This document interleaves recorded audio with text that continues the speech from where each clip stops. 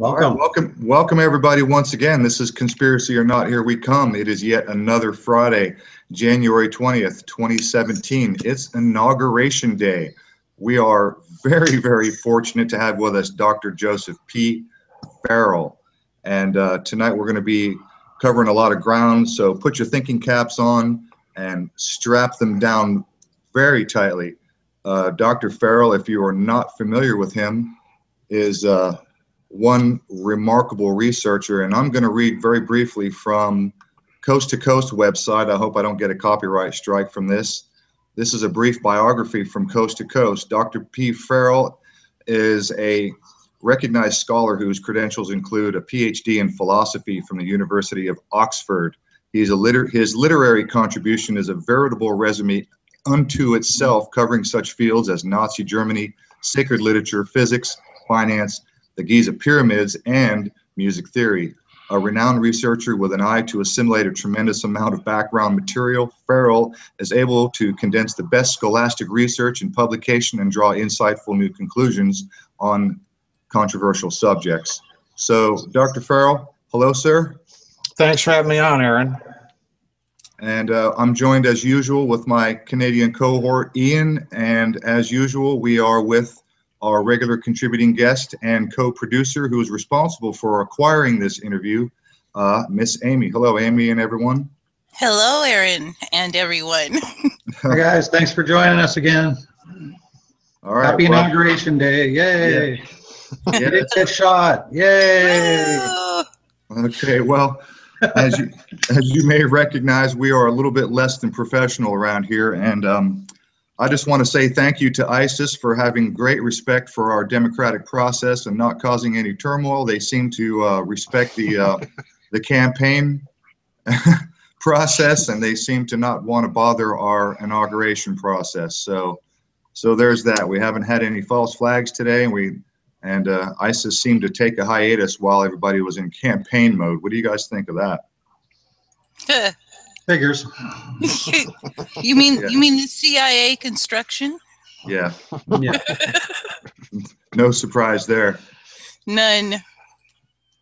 Okay, so Dr. Farrell, is there anything to your biography you would like to add that I have not mentioned so far? No, that pretty well covered it. On my own blog site, I say that I'm interested in a lot of strange stuff, so that's true. I'm kind of all over the board, but I do my best to synthesize things.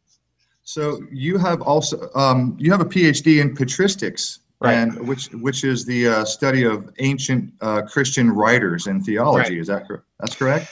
Yeah, patristics sounds like it's a very narrow degree, but in actuality, patristics, in terms of what you study, patristics actually takes you up to about 1200 to 1400 in the Eastern Church and very deeply into the Middle Ages in the Western Church. You have to know a lot of languages, Greek and Latin. Hebrew certainly helps. I concentrated mostly on the Greek side of things. You have to know a lot of philosophy as well. You have to know history of science. You have to know canon law a bit. So it's actually a very broad degree. It sounds very narrow and limiting, but it's actually like studying classical and medieval history with an emphasis on church history and church doctrine.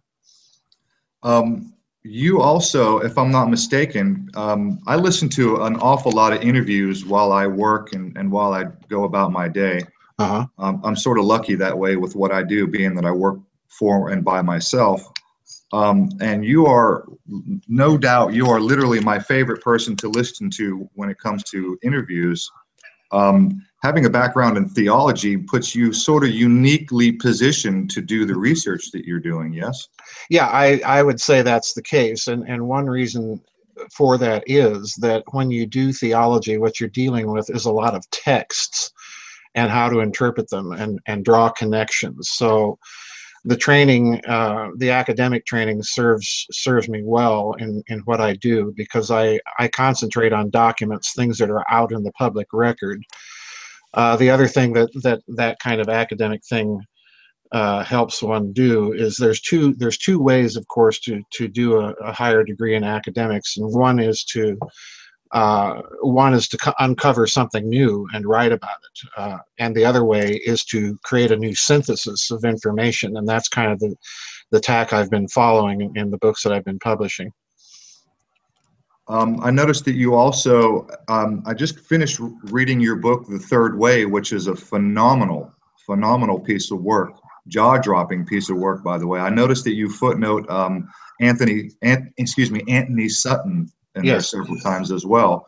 And I mentioned to you in our pre-show interview that I actually, we purchased this computer for the purpose of, my intention was I wanted to begin writing my first book.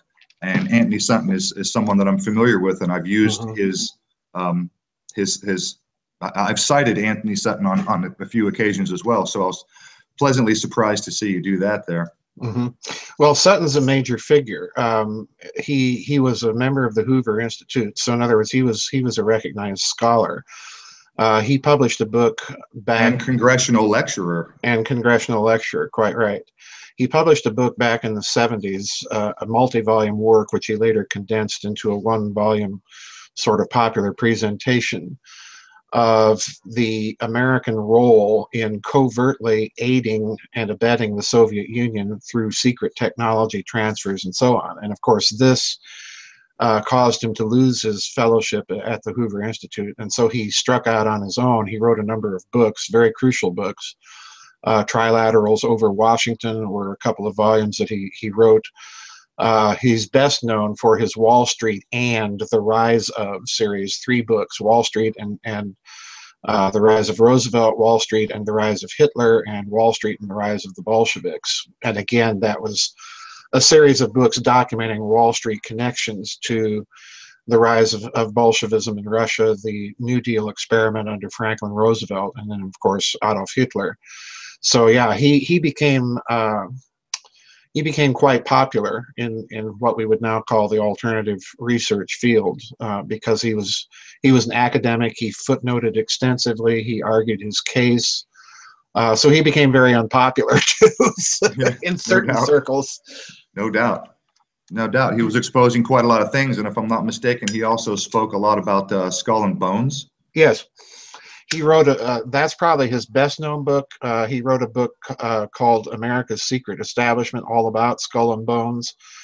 That was based on notebooks that were given to him from Charlotte Iserbyt Thompson, who herself went on to write a book. She was in the Reagan Department of Education for a brief period. She went on to write a lengthy book about American education, the influence of progressivism in American education. So, and her father was a member of Skull and Bones, and this is how Anthony Sutton came by all the information that he came by. So yeah, there's a link between these two individuals, very definite, close link. Oh, that's very, very interesting. Mm-hmm. Okay, tonight we're going to try to tell a really, really huge story tonight, involving a lot of people, a lot of events, agendas, places, moments in time, going back quite a long way, and in some cases, quite possibly going back to ancient times. One of the places I think I would like to start with you is in your book, The Third Way, which I'm holding in my hand here, and I would also like to show you how many individual Post-it note, personal little miniature notes that I have sticking to. There's literally probably a good 45 to 50 of these things sticking out of this book. Phenomenal book, by the way. Absolutely phenomenal book. Amazing piece of work. You begin the book and you talk a lot about the Madrid Circular, yes, which is, I think, probably a good place to start. Yes. Well, the Madrid Circular is a document that I want to stress something right off the bat. The document has no provenance. It appears only in a book that was written in the 1950s by a German-American emigre that came to this country having fled Nazi Germany by the name of T.H. Tatens. And he wrote 2 books in the early 1950s. Germany, I forget what the exact title is, Germany colludes with the Kremlin, or Germany plots with the Kremlin, and another book. And in these books, he gives you the entire Madrid Circular. The Madrid Circular purports to be a document that was composed by the German Geopolitical Center in Madrid, Spain, in the early 1950s. And in that document, the post-war Nazi group outlines its strategy, its long-term strategy with the outbreak of the Korean War, for how it is going to play America and the Soviet Union off against each other for the express purpose of creating maneuvering room for West Germany. All right. And the interesting thing about that circular, and the way I argue in the book, is if the document is genuine, then you should expect to see actual real policy implementation that mirrors the document. The document goes on to say that this post-war group of Nazis will use its influence inside of America to position very carefully, to position its personnel assets in key positions in post-war Europe. And it also reveals the fact that a European federation is essentially their plan, because a European federation would be easily dominated by Germany, by far and away, economically and therefore politically. So in other words, their goal is basically to conquer Europe through economic means. And that's kind of my jumping off point in the book, because if you look at wartime plans for the creation of a European federation, this was actually something that was worked out in detail in a 1942 publication that appeared inside of Nazi Germany. It was a study, actually, that was sponsored by the Reichsbank and by I.G. Farben. And it was a very lengthy study. Several German experts and so on were called in to figure out how they would create a European customs and currency union, with the Reichsmark being the currency to peg other national currencies against it in a narrow fluctuation band. Well, again, curiously enough, in the late 1980s, such a structure was indeed put into place by West Germany when the national currencies of the Netherlands, Denmark, Austria, and then eventually what would become the Czech Republic after the collapse of the Warsaw Pact were all pegged to the Deutschmark within certain narrow fluctuation values. And when the national currencies would stray outside those values, it would be the German Bundesbank that would come in and either buy the currency or sell the currency to bring it back within those exchange rates. So in other words, the mechanism that was put into place and that ultimately became the basis now for the euro was this currency mechanism that was talked about way back in 1942. So in other words, point by point, you can look at this Nazi plan for the European Union and see exactly what was put into place. So that's kind of the way I start out, as far as I'm concerned, given the fact that you see so many of the policies talked about in the Madrid Circular implemented. Remarkably prescient. Yeah, it is remarkably prescient. And the other thing I want to mention that's very unusual, that you find nowhere else other than in the Madrid Circular, is the Madrid Circular talks very explicitly that the July bomb plot against Adolf Hitler on July 20th, 1944, Operation Valkyrie, the Tom Cruise movie. Right. One of the things that the Madrid Circular mentions very specifically is that this was used by the Nazis as a crisis of opportunity when they supposedly executed a number of the plotters, and right. they did this to create new identities for them and get them out of Europe at the end of World War II to continue the existence of the Nazi Party. So, right. you know, in my books, this is something that people have to be aware of. In my books dealing with the Nazis, I've been arguing a case through many books that what was put into place at the end of World War II is what I call a Nazi international. It is quite literally an extraterritorial state with very, very deep pockets and very, very close alliances with the big German multinational corporations and so on and so forth. So in other words, if you look at the thing whole, what you see the Madrid Circular talking about is the survival of this extraterritorial state at the end of World War II. Right. The Madrid Circular also points out a few key points that raised a few red flags for me. Was also that they had intentions to create basically for lack of a better term, a strategy of tension, yes, which harkens to the Gladio stay-behind army that we discussed last week with Ole Demigard.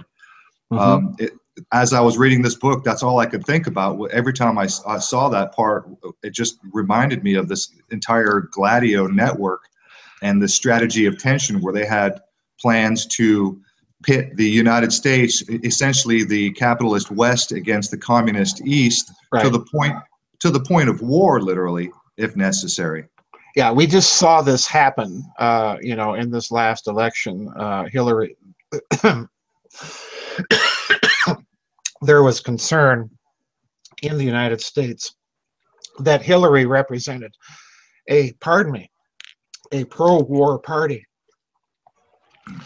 And I want to go to Operation Gladio because most people don't realize what the historical basis for Operation Gladio is, the stay-behind units. This was the strategy of the Nazi general Reinhard Gehlen, who headed German military intelligence on the Eastern Front from 1942 up till the end of the war. That organization was called Fremde Heere Ost, Foreign Armies East. It was the German military intelligence unit for all of Eastern Europe and for the Soviet Union. It was a huge network. And part of that network and part of his plan at the end of the war was to create exilee groups, Belarusian groups, various groups in the Baltic states, Lithuanians, Latvians, Estonians, as stay-behind guerrilla organizations in Eastern Europe. So in other words, the plan comes once again out of Nazi military intelligence and strategic planning, which is extended then to the rest of Europe via the NATO Gladio operation. So in other words, you've got a Nazi influence going on even there. And of course, Gehlen, it's very important for people to remember that Gehlen approached American intelligence at the end of World War II via the American Army General Siebert, who in turn was kind of the go-between between Gehlen and Allen Dulles. And the agreement that Gehlen struck was, okay, you guys are going to need intelligence about the communists, and we're interested in fighting the communists. So keep my whole organization intact. We'll put it under American control, and you fund it out of American tax dollars. So in other words, it's very important for people to understand that when the CIA is signed into law, is created by President Truman in the National Security Act of 1947, that the human on-the-ground intelligence network that the CIA was Gehlen's organization. It was a group of Nazis, in other words, and that becomes the CIA Foreign Soviet Desk. Now, let's go further. Yeah. There is a book out by Christopher Simpson called Blowback, an excellent book. I urge your listeners and watchers to get a hold of that book and read it. It's a stunning book. And he talks about the influence of Gehlen's organization, which incidentally, I want to point out, is the historical basis, the organization that's then rolled into West German intelligence when West Germany is granted sovereignty in 1949. So in other words, the modern German Bundesnachrichtendienst, the modern German CIA, is essentially founded on a Nazi organization, all right? So Simpson points out something very interesting.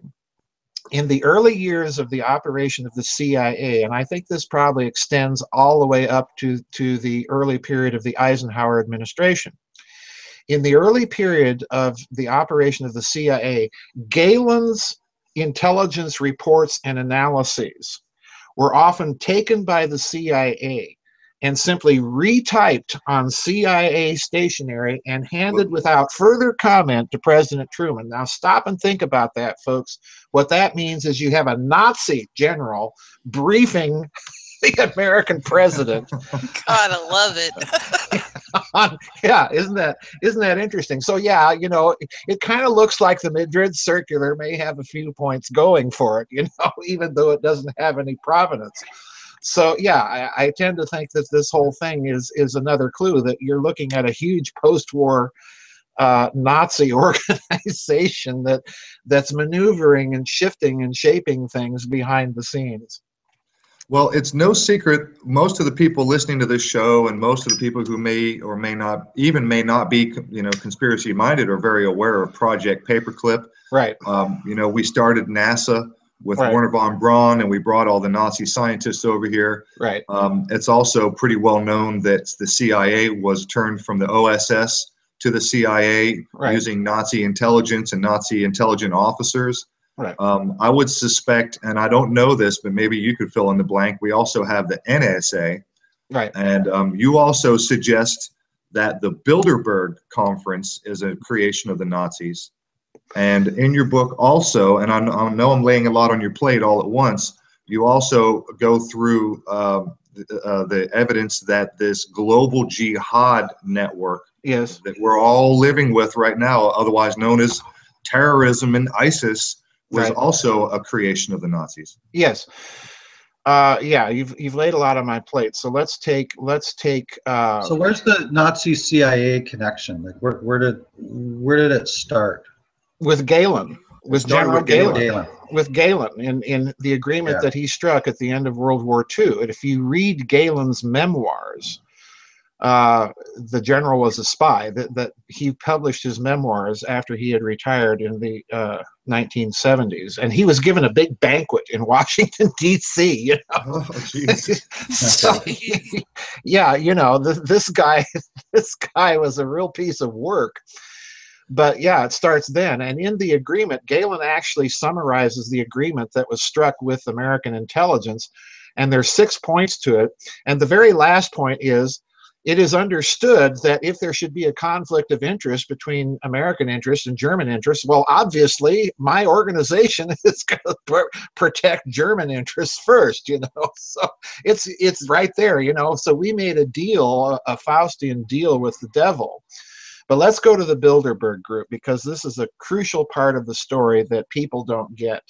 Sure. I've been arguing for many years and in a number of books that financial analysis in the West is always wrong because it's missing about 50% of the picture. And, you know, Catherine Austin Fitts came to the same conclusion via a very, very different route with her experiences in HUD.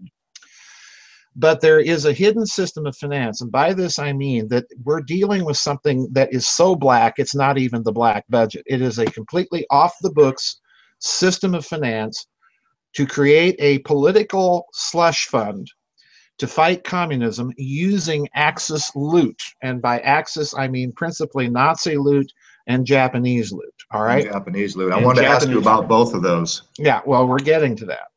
Certainly.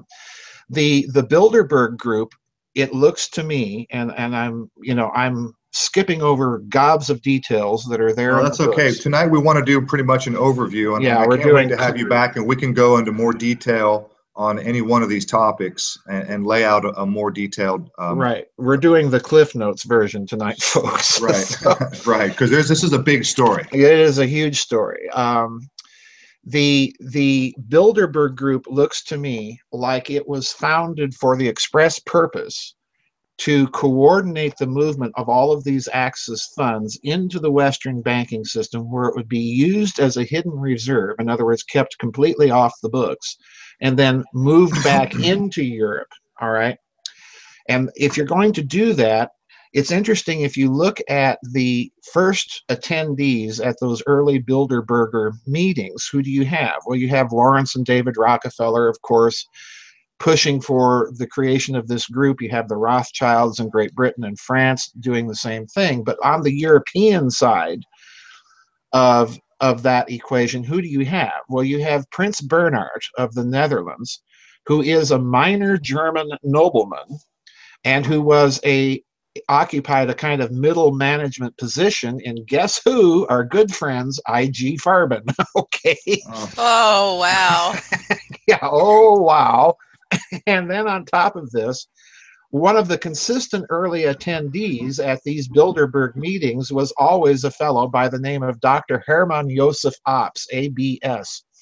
So who's Dr. Hermann Joseph Ops? Well, Dr. Hermann Joseph Ops at the time was the CEO of Deutsche Bank, all right? And in addition to this, during the war, Dr. Ops was the head of a handling bank in Berlin that was the bank of accounts for the Reich government. In other words, it had the same position vis-a-vis the German government that the New York Federal Reserve has in the United States. It was the German central bank. It was, well, it wasn't the German central bank. It was the Bank of Accounts managing the German government's accounts. That's what the New York Federal Reserve does, all right? This little handling bank, in other words, that Dr. Ops was the head of, is the guy writing the salary for Adolf Hitler as Reichskanzler. This is the guy signing his check. So in other words, we've got a very clear Nazi influence in those very early Bilderberg meetings, and it's steady and persistent. Now, why is this important to the story of the CIA?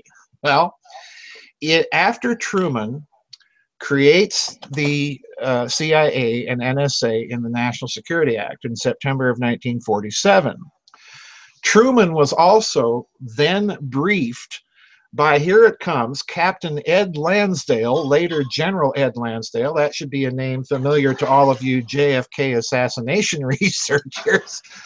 Ed Lansdale was told by General MacArthur to go all the way from Tokyo to Washington, D.C. to brief President Truman on the existence of vast amounts of Japanese gold, silver, platinum, liquid cash, art treasures that the Japanese had scoured East Asia for during their occupation during World War II. In other words, it's a huge pile of loot, all right? Today's dollars, probably hundreds of billions or trillions. Billions of dollars of loot, all right? So Lansdale flies to Washington, D.C., and he briefs President Truman. And Truman takes the decision to recover these funds, to keep them completely off the books and use them as a covert political operations slush fund. So, and puts it under the control and jurisdiction of the National Security Council. So in other words, bang, right there, you have President Truman has put the American intelligence community in the banking business. And it's it's a huge system that is totally free from any oversight of Congress. In other words, this ain't the black budget, folks. This is this is above and beyond the black budget. Precisely. This is a huge system of finance. All right. Now, oh, sorry. Was that Walter Bedell Smith? That was the man that was. He was in charge at that time, wasn't he? Well, Bedell Smith was in charge, occupied a high place in the CIA. You had him, you had Rear Admiral Roscoe Hillenkotter. This was before the Dulles influence in the CIA under Eisenhower. Again, Sullivan and Cromwell here, folks. And that's another part of the story. You know, we've got John J. McCloy as part of the Sullivan and Cromwell crowd after World War II. John J. McCloy, again, just to let people know who this joker is. He's a lawyer, but guess what? Guess who he's a lawyer for before World War II? I.G. Farben. Okay. Right. And then he's the American lawyer for I.G. Farben. He's the American lawyer for I.G. Farben. After World War II, what does he become? Well, he becomes the American High Commissioner for West Germany, pardons 70,000 Nazis, many of whom end up in Chancellor Konrad Adenauer's cabinet. And then, lo and behold, you find him as a Warren commissioner after the assassination. Oh my God, really? Yeah. Oh, geez. Yeah. So in other words, Behold. lo and behold. So yeah, there's a Nazi story here, folks, that people don't And- want to wrap their And minds around. Dulles was the go-between who also was on the Warren Commission. Yes, Dulles was the go-between with Galen's outfit, who was also on the Warren Commission. Curious thing, after Kennedy had fired him after the That's Bay right. of Pigs. So, you know, to kind of put this all in a nice tidy package with a bow on it, I've always thought that when President Eisenhower left office, I'm old enough to remember, I was a little boy, I was watching television, and here's this old bald guy on television interrupting my favorite commercials and, you know, giving his now famous military-industrial complex speech. I've always thought that he was warning not simply about the American military-industrial complex. I have always thought that he was warning about this surviving Nazi thing and all of its influence. I think he was doing both, quite frankly. So yeah, you know, President Kennedy comes along and says, I'm going to smash the CIA into 1,000 pieces. Well, if you're Galen and these Nazis, that threatens your cover. You know, that's Big time. big time. Yes. So, you know, we can go on, guys. Oh yeah, it's just a giant circle. So regarding Dulles, who was, you know, head of the CIA and who was the CIA being created and completely overrun and infiltrated with Nazis, it's no surprise. Right. It's no surprise. You know, we can kind of look to the Kennedy assassination to see symbols of something that most assassination researchers don't want to deal with, and that is precisely the Axis connection to it. Because let's recall that on the day of the assassination, if you look at the news reports, there's an excellent documentary out there called Evidence of Revision that's just nothing but a compilation of the news reports on American television as they were happening. Well, you sit there and you watch CBS News, you watch Roger Mudd and Dan Schiffer and Walter Cronkite and all these guys talking about, well, they've recovered the murder weapon and it's a 7.65 Mauser. And then later in the day, oh, by the way, we made a mistake. Apparently, the rifle that's recovered is a 6.5 Mannlicher Carchanto, and Cronkite actually mispronounces it. All right. Well, you know, stop and ask yourself a question. Did the German army ever use a 7.65 Mauser? No, it didn't. That Mauser was a special weapon that was produced by the German firm for guess who? Argentina. Ah. Oh, you know, aha, you know. What a coincidence, right? Yeah, but this is another one of those curious coincidences. So yeah, I use that as kind of a symbol, a symbolic message. You've got two weapons from two former Axis powers that are being fingered.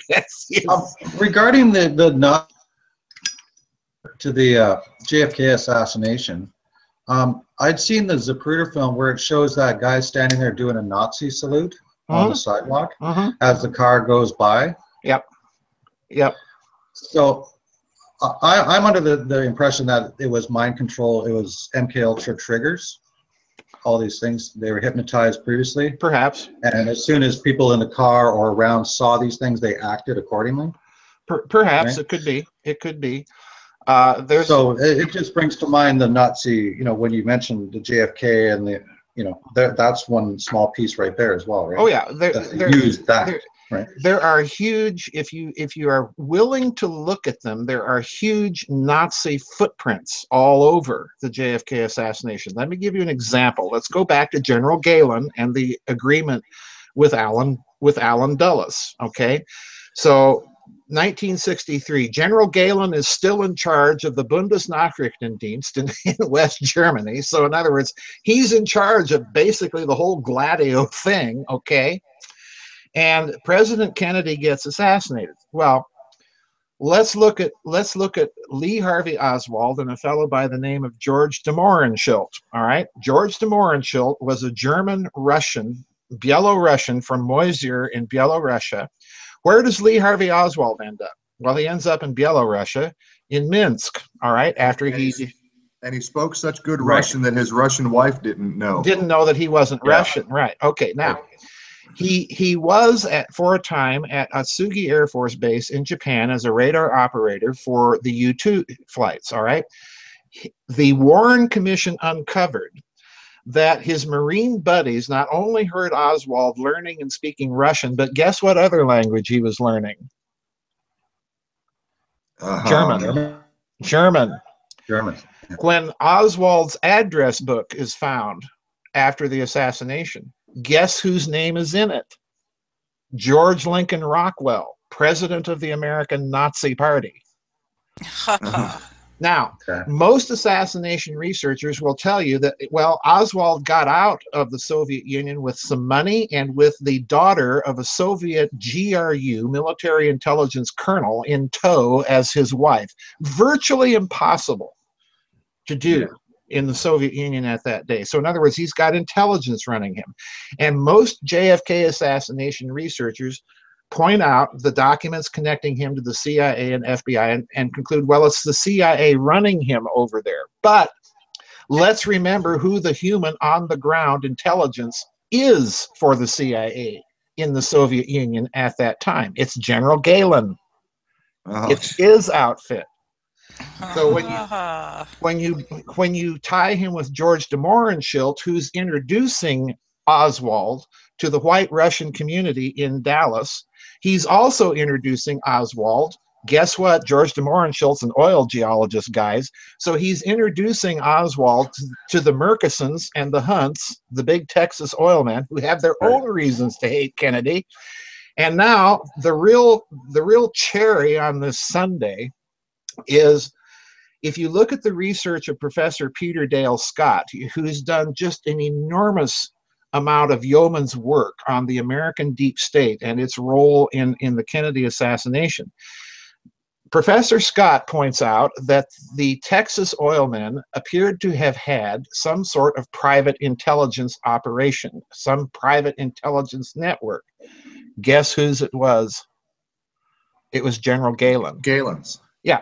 So the Texas oil men have a direct intelligence pipeline to West German intelligence, which under Galen, like it or not, it's a Nazi intelligence organization. So in other words, if you bother to look, you've got all of these little indicators that, yeah, besides pissed off Cubans and a pissed off American intelligence community, pissed off central bankers because Kennedy's bypassed the Federal Reserve, you also have a bunch of Nazis thrown into the mix along with the mafia and everybody else. So yeah, you know, this is a huge story, folks, and I know it sounds ridiculous and like a bad Hollywood B movie, but I can assure you the dots are there to connect. No doubt. Now, I'm sorry. Go ahead, Ian. Now, the Bushes had a hand in company in Germany. Say again, please. Oh, no, the Bushes, they had a direct hand in funneling money through a German company directly to the Nazi Party, right? Yes. Do I know anything about that? Yeah. Yeah. Could you just elaborate on that? Sure. Senator Prescott Bush, George Herbert Walker's Bush's father. Prescott Bush, during World War II, headed a bank called the Union Bank and Trust Company. Franklin Roosevelt put it on the enemies list and closed it down because it was still conducting business with Nazi Germany after the American declaration of war and after the Nazi declaration of war on us. They were doing business with Nazi Germany for 6 months after the declaration. Well, anyway, Union Bank and Trust had as a hidden partner one Fritz Thiessen. Okay, Fritz Thiessen was the big German steel magnate that headed Vereinigte Stahlwerke inside of Nazi Germany and was an early financier to Adolf Hitler when Hitler was running his political campaigns to be elected chancellor. Okay, so in other words, you've got Bush, Fritz Thiessen, Adolf Hitler as a chain of financial flow from the United States to Germany and to Hitler's campaign coffers. So yeah, you know, you've got all of these things. And Thiessen, it's important to remember that Thiessen was later put into to a concentration camp for a few months because he broke with Hitler. And I've always suspected, because if you look at Thyssen now, today, Thyssen is still a gigantic company. It merged with Krupp. So now you've got the German firm of Thyssen-Krupp. You know, they build elevators over here. You can see their little trucks driving around. I knew that name. That's right. Yeah. Yeah. So Fritz Thyssen, I think, may be one of these characters, just like the Madrid Circular suggested, that was put into prison for the express purpose of sanitizing their record in the post-war era. You know, well, look at me. You know, I actually opposed the Nazis. I broke with the Nazis. I served time. You know, under Adolf Hitler. So yeah, you know, it's a huge story, folks. Okay, you're one of the few, if the only person that I'm aware of that ties together this, and you call it a mafia-style covert war, basically between the Nazis, basically who are in the middle between the communist East and the American capitalist West. Right. And as I mentioned to you before in the beginning of the show, I'm holding in my hand some literature from Myron Fagan, and this goes back to the early 1920s. This piece was written in 1964, and if you don't mind, I would like to read a passage or two from here. Mm-hmm. First of all, this is chapter 2. It says, first of all, I wish to stress that this is not my first warning to the American people that Hollywood, radio, TV are the craftiest, most brazen, most poisonous, most dangerous carriers of communist propaganda of all our mass communications media. Mm-hmm. And further, on the following page here, and I'm just going to jump down in the middle of this paragraph, he says, I did not have the slightest suspicions that many of my close friends and colleagues and associates were as deep in the commission of treason as Alger Hiss, which Mm-hmm. is a name I recognize from your recent book. Mm-hmm. Now, this is the guy who was actually convicted. Is that correct? He was convicted as a communist? Well, he was not convicted for espionage. He was actually convicted for perjury, for lying to the House Un-American Activities Committee. That was the committee that got Richard Nixon his start, because, of course, Richard Nixon brought in Whittaker Chambers, who had been claimed to have been a member of Hiss's communist cell. All right. And Hiss was convicted subsequently for perjury, for lying to that committee. There are still people in this country to this day that think he was innocent. But the problem is, with the declassification recently of the Venona transcripts, Hiss is clearly mentioned in there with a Soviet code name. All right.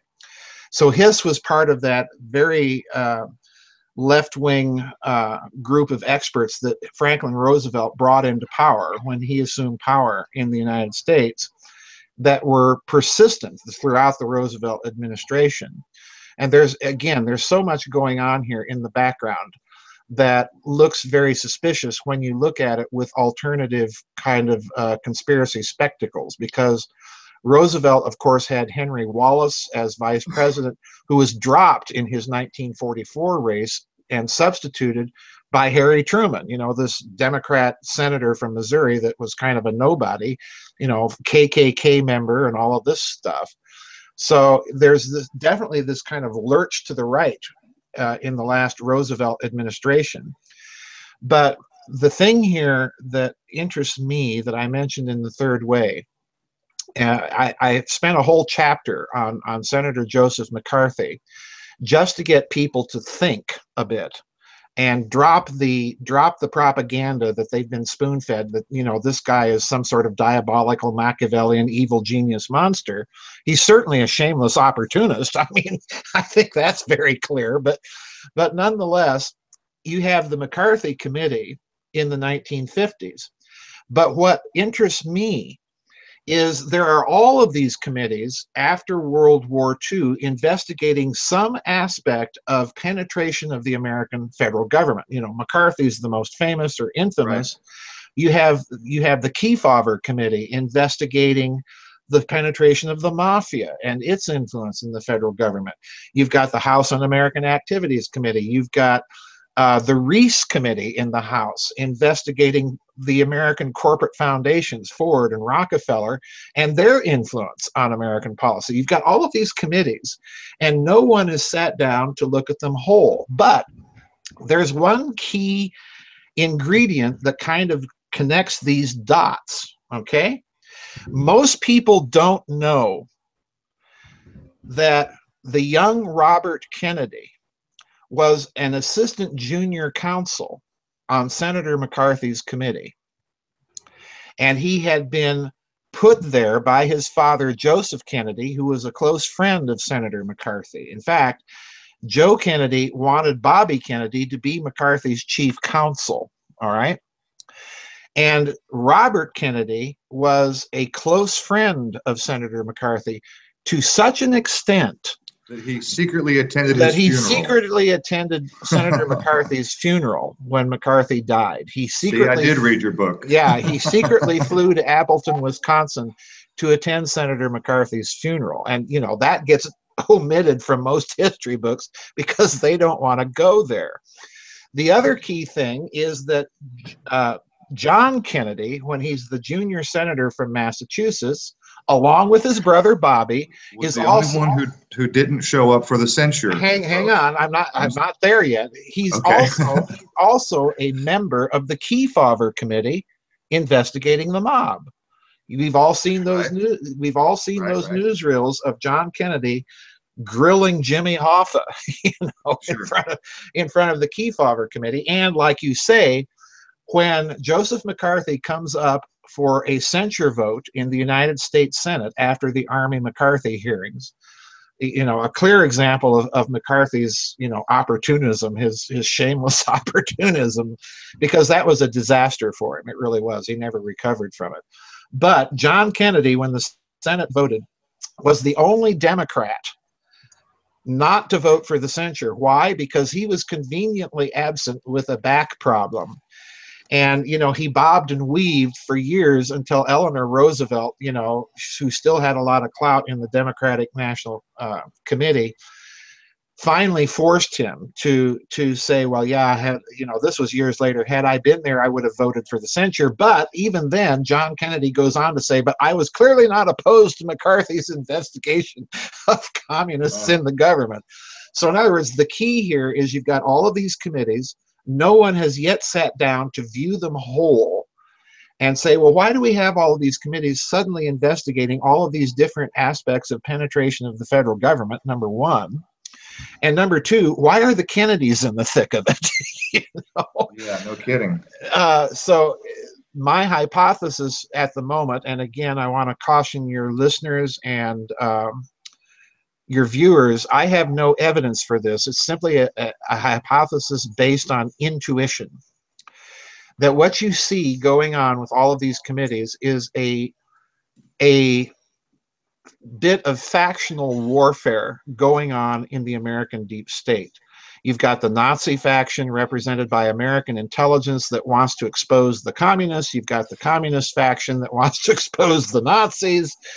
So yeah, there's neither one wants the whole game exposed to the public. Right. Neither one wants the whole thing exposed. Right. Exactly. All right. So is it safe to say that the political left in this country would be communist and the political right in this country would be Nazi? Well, no, I don't. You know, I obviously don't think that your average Democrat is a communist. Well, no, not only the average person on the street. I mean, in principle. No, I don't think even in principle that they are. What I do maintain is that they are influential in the policy formation of the American deep state. So in other words, the schism, the way I'm looking at it, Aaron, is that the schism that I suspect might be going on behind the scenes in the post-war period, where Truman's coming into office and he's inherited all of these massive security risks from the Roosevelt administration, to the point that he himself institutes his loyalty review board. Let's remember, that's how McCarthy gets his start. He's not saying, I have a list. This is the list that the Truman administration itself had provided. Okay, that's how all of this gets started. Now, so go ahead. I'm sorry. Let me finish. The Truman administration is inheriting all of this security risk from Roosevelt. Okay, So what I suspect is if you have factional infighting between certain elements of the American deep state that was going on, that began to evidence itself in the final administration of Franklin Roosevelt, carried on over into the administration of Harry Truman, and then ultimately on into the first administration of Dwight Eisenhower, what you see there is the same thing that we saw just happen in this last election. You saw elements of the American deep state backing Hillary Clinton. You had elements of the American deep state backing Donald Trump. So in other words, there's a big, huge fissure that's been festering for about 70 years. I view this whole period of history as one long thing, and internecine fighting between the two. That's the way I view it. That's the paradigm that I'm beginning to take on, especially after reading your book, following your work, and doing what I can to follow politics, and including world geopolitics as well. Right. Now, remind me, when exactly did McCarthy get his start? All right, Senator McCarthy. Just roughly what year? I'll have another question follow up. 1950, when he gave 50. that Okay, that speech at Wheeling, West Virginia, to the Women's Republican Club in Wheeling, West Virginia. The reason I ask is because this Myron Fagan that I have read, this goes back, his writing and his exposure of the communist infiltration goes back to the very early 1900s. Right. And Myron Fagan is actually responsible for bringing not one but two congressional hearings on the communist infiltration of Hollywood. Right. Right. And he's been writing about the communist infiltration of Hollywood since the early 40s. Right. But it's very important to remember that Senator McCarthy's committee, he gets tarred with that brush a lot. But in point of fact, Senator McCarthy's committee, the subcommittee on government operations, was never investigating Hollywood. He was solely concentrated on the security risks within the government and making the federal government abide by Truman's own loyalty oath requirements. All right, that was his focus. He got tarred with a lot of things. And again, I'm not saying that he wasn't a shameless opportunist. He was. But he got tarred with a lot of things that he really didn't even do. Right. So those committees are elsewhere in all of this. I'm only suggesting that the idea of communist infiltration, certainly didn't start with McCarthy. Oh no, it didn't. Absolutely. I mean, like I said, Fagan was responsible for bringing two congressional hearings on communist infiltration. Right, and you had the House Un-American Activities Committee, which was started by the Democratic majority in the last administration of Franklin Roosevelt. They're the ones that set that up, because it was very clear even then that you've got a lot of people in and around Franklin Roosevelt in very high positions that were very, very, what we would now consider radically left. And the Venona transcripts have since come out and verified that a lot of these people did indeed have some direct connection with Soviet intelligence during World War II. So, this is a story that has revived itself simply because of the publication of those transcripts, the declassification of them very, very recently. Okay, very good. Well, we are minutes away from our 1 hour break. And as I said before in the pre-show, what I'm going to do for our break this time, I'm not going to play the standard JFK Secret Society speech. I think people might be getting a little bit tired of that, although I could hear it 100 more times. We have a friend and fan of the show, probably listening right now. Forgive me, I'm not watching the chat box. But his name is Zach. His YouTube channel is Juxtapose. And what I'm going to do is I'm going to play some of his music. What he does is he creates music and he posts it online on his YouTube channel. So we're going to take about a 2 minute 45-second break, and I'm going to play some of Zach's music for that. And in the meantime, I want to remind everybody who's watching right now and listening to our show, if you have any questions for our guest, that we run our show the way Carrie Cassidy does, that if you have a question, please put it in all capital letters, because Ian and Amy are keeping an eye on the chat box, and I, on rare occasions, will be looking at the chat box. So if you have any questions, put your questions in all capital letters to make it easy for us to identify, and we'll try to get to your questions as soon as possible. Ian, Amy, do you guys have any final questions before we go to break? Sorry about that. I'm just kind of stunned listening to all of this stuff. I don't know that I have any questions so much as I want to hear more. So we know that Albert Pike wrote his writings about having the First World War, the Second World War, and the Third, to create a new world order, right? That was the ultimate goal, order out of chaos, right? Right. So we've got this guy here. I was looking up Monet last night, right? And he's basically had his hand in creating and funding. Like he had a company that provided war materials, right? And he basically formed what was called the League of Nations after the First World War, and then he had a hand in creating this European Federation, right? I should say. So I just wanted to read this passage here that he said, okay? And basically it's the Hegelian dialectic, right, of the problem, reaction, solution scenario. Because after World War II, France was very financially struck, right? And Germany was basically being not sanctioned, but more or less being punished for their role, right? And they're trying to funnel money to France, right, to boost France, right?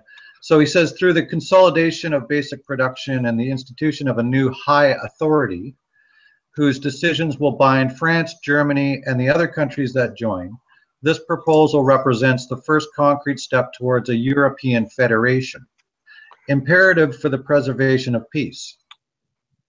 Okay. So basically, this whole, my question is that when did Nazism basically start? Like, would you know, like, how long ago this same group of people had started this plan? All right, those are two separate questions. The Nazis. Those are two separate questions. Nazism, the party, gets started, I think, in 1921 out of the German Workers' Party, which is formed out of a movement of German veterans coming back from World War I called the Freikorps movement. All right, the Free Corps movement. Basically, these were a bunch of paramilitary veterans running around Germany, particularly in Bavaria, that were extraordinarily dissatisfied with, obviously, with the Versailles system, and wanted to put into power a government that would overturn it. All right. So in other words, the resistance to the Versailles system begins not with the Nazis per se, but under the Weimar Republic with the formation of the German Workers' Party. Adolf Hitler is tapped by the German General Staff, by Colonel General Hans von Seeckt himself, who was the chief staff officer of Field Marshal von Mackensen during World War I, you know, a very famous German field marshal. He was tapped to be a spy for the German General Staff and infiltrate the German Workers' Party to spy on it. And so Hitler, you know, begins as a spy in the Nazi Party and eventually simply takes it over and changes the name to the National Socialist German Workers' Party. Okay, that's literally how it begins. As far as the second part of your question, I don't recall the second part of it, so help me there. Well, well, I'm interested in finding out what the relationship with the BIS, the Bank of International Settlements. Yeah, that's a whole. We're going to have to get that one on the. Yeah, well, let's take that one on. Let's take that one on the flip side. Let's take that out after the break. All right. All right. Well, I'll tell you what. We're only 2 minutes away. Let's go ahead and call it break time. And I'm going to give me just a second. What I want to do is I want to do a quick screen share so that I can share Zach's. And I'm not exactly prepared at this. Just give me one moment here, and I want to pull up Zach's channel, and just so that he gets credit for all the music here. And see, it's JUXTPOSE. It's juxtapose. So for anybody listening, what we're doing here is, oops, did I type it wrong? Yeah, I did.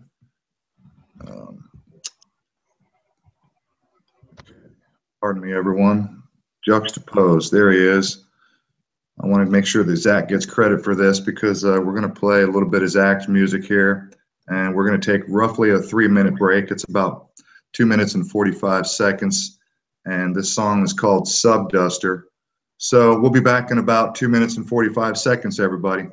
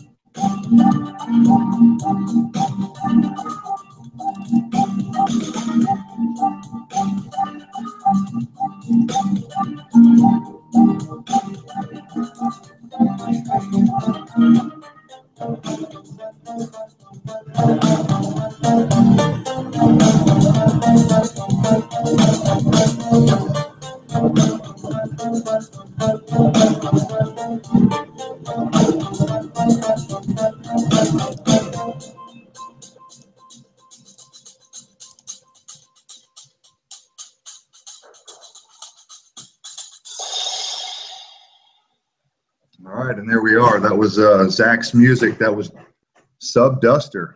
Hope you appreciate that one, Zach. That one's for you, buddy. And we are back with Dr. Joseph Farrell. And the question was posed. We are now going to move to the Bank of International Settlements, which was set up by the Nazis to create a clearinghouse for the war reparations after World War II. So, Dr. Farrell, you can just go ahead and tell us all about the BIS. Well, the BIS, just one minor correction, the BIS was not set up by the Nazis. They were not in power when the BIS was actually established. But the Bank of International Settlements was the brainchild of one Hjalmar Horace Greeley Schacht. This was a German American whose parents had emigrated from Germany to the United States. He was born in this country, hence his two American middle names. And then he immigrated back to Germany, and he became kind of the financial wizard under the Weimar Republic as president of the Reichsbank, Germany's central bank, during the interwar period, because he put an end to the hyperinflation. Much of that was being caused by currency speculators at the time. Think of George Soros. And he put an absolute end to it. He pulled a fast one on them, essentially, and restabilized the Reichsmark. And then as the interwar period proceeded, with the onerous war reparations payments of the Treaty of Versailles, there were two American plans that were created by members of the American corporate elite. They're called the Young and the Dawes Plan. And what these did was they renegotiated the actual war reparations, scaled the payments down, And Schacht came up with the idea to create a central bank of central banks, now called the Bank of International Settlements, that would be the bank of accounts for handling these war reparation payments. And he proposed this idea for this bank to his close friends, George Strong in the New York Federal Reserve, and Montague Norman, who was the head of the Bank of England at the time. And they all agreed this is just a wonderful idea. So they charter the Bank of International Settlements, and it's important for people to understand that the Bank of International Settlements is a sovereign territory. In other words, it's a bank with international sovereignty. It has its own diplomatic pouches. The Swiss authorities are not allowed to enter the bank without permission from the bank. So in other words, it's like a kind of a banking version of the Vatican City state, all right? Now, what is true about the Nazis and the Bank of International Settlements is that Schacht, who goes on to become Hitler's central banker for a brief period during the early years of the Nazi regime, you can see pictures of Hjalmar Schacht marching right next to Hitler, you know, in several pictures.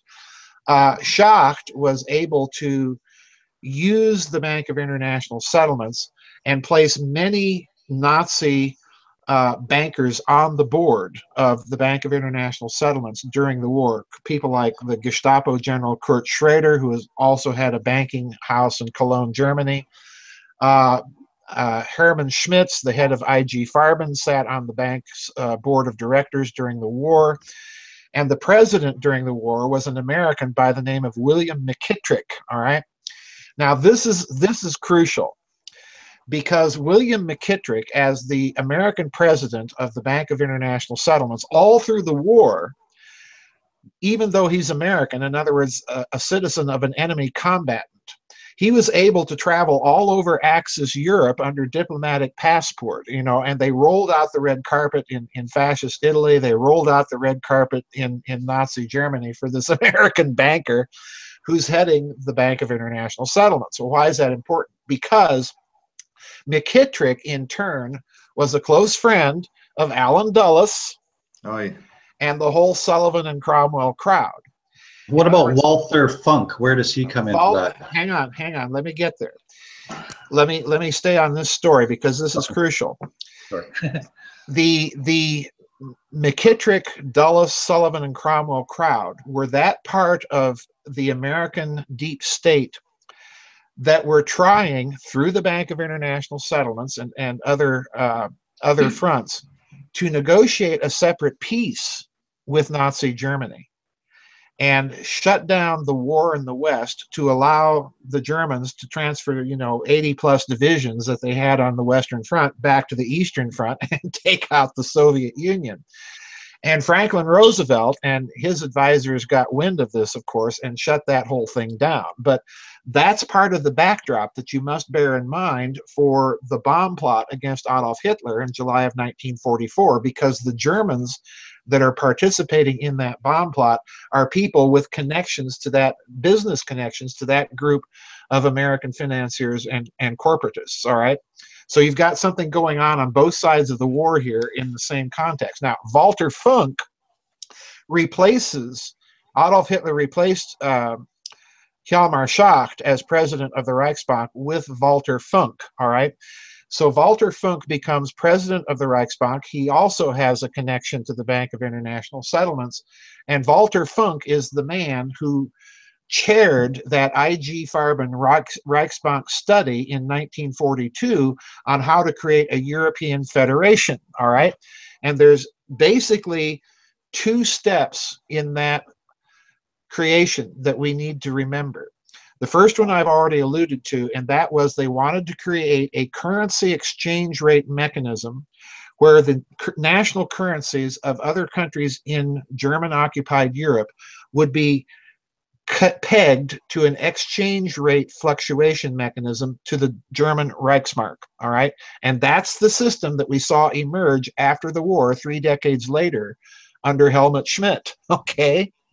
When you had Denmark, Holland, Austria, Luxembourg, even Belgium at one point, had their currencies pegged to the German D-Mark and to the German Bundesbank, to the German central bank.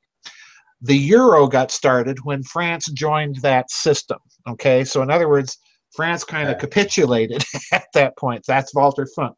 So the first plank was the creation of this exchange rate mechanism in the Reichsbank 1942 study. The second plank was to create a bureaucratic regulatory body, a central body, that would bypass the national legislatures of the countries in that federation and use regulation, bureaucratic regulation, to coordinate and control the European Economic Community. And that's exactly what we saw emerge under the Treaty of Lisbon that established the current structure of the European Union. All right. So in other words, Germany's in the driver's seat still.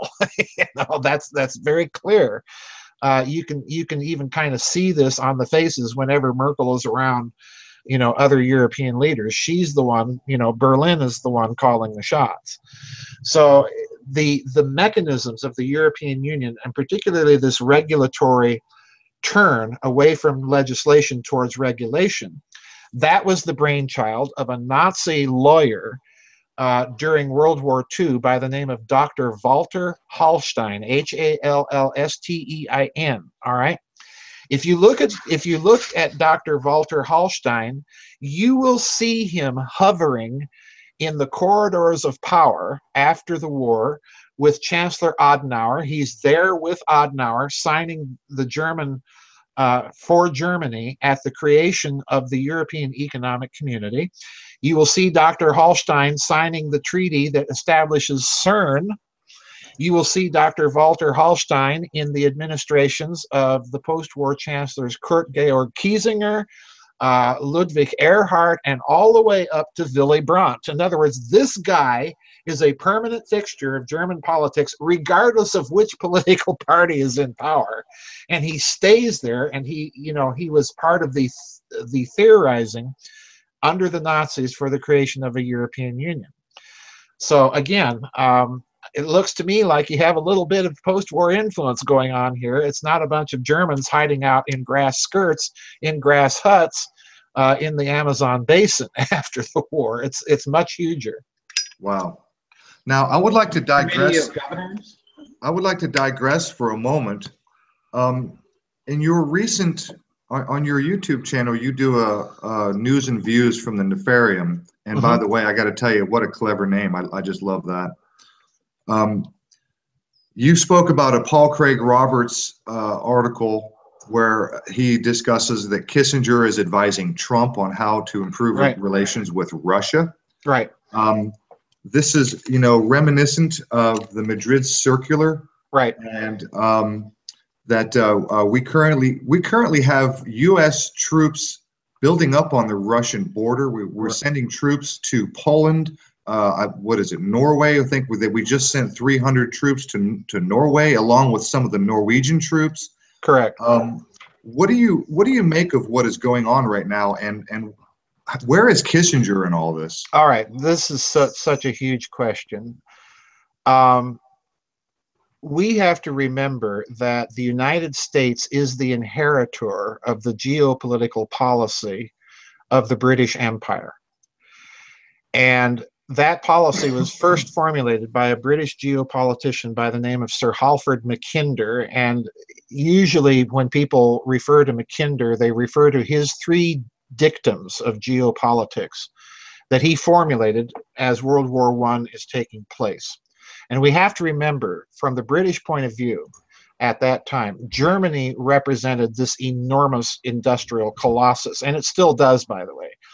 Germany is one of the few countries in the West that has not allowed its heavy industry, its heavy tool and die industry, to be shipped overseas. All right, they have an enormous industrial plant in Germany, far beyond. It's the 4th or 5th largest economy in the world on a population base of about 80 million people. All right, so it is an enormous economy. And this has always been the root of the problem of Germany. Germany has such a large industrial base that can turn itself into an enormous military potential at the drop of a hat, if need be. And to drive that point home, we also need to remember that Germany produces all of its armaments for its military entirely in Germany and under license to no one. Whereas the 120 millimeter cannon on our own M1A1 Abrams tanks is what? It's a German cannon. Yes, it is. It's a it's a Rheinmetall Borsig Rheinmetall Defense Systems cannon made in this country under license. Okay, so in other words, yeah, you know, we're not in a very good way here, folks. So the British and Halford Mackinder were formulating geopolitics, and to them, the problem was always Russia and Russia's dominant position on the Eurasian landmass, just by its sheer size and strategic depth. So Mackinder formulated 3 dictums of geopolitics. Who controls the world island controls the world. He who controls the Eurasian heartland controls the world island. In other words, the Eurasian heartland being Eastern Europe on into Western European Russia up to the Ural Mountains. And who controls Berlin controls the heartland, that Eurasian heartland. All right, those are his 3 dicta. All right. Now, if you look at contemporary American geopolitics, and here I'm going to sound like an absolute nut, but I'm actually please, you're in the right place. I'm taking my cue from Zbigniew Brzezinski. Oh yeah, who in his book, The Grand Chessboard, said that NATO was created as much to deal with the problem of German power as it was to deal with the problem of Russian power. Okay? He comes right out and says that. So I'm taking the view that contemporary American geopolitics vis-a-vis Europe and vis-a-vis Germany, particularly, is number 1, to make sure that Germany stays in NATO, and number 2, that Germany is at the center of the European Union so that we can dominate Europe through Germany. All right. But if you now look at our troop deployments, what are they doing? They're positioning American troops. And, you know, I used to know back in Oxford, I knew the guy that would eventually become the Polish defense minister, Radek Sikorski. All right. I knew him at Oxford.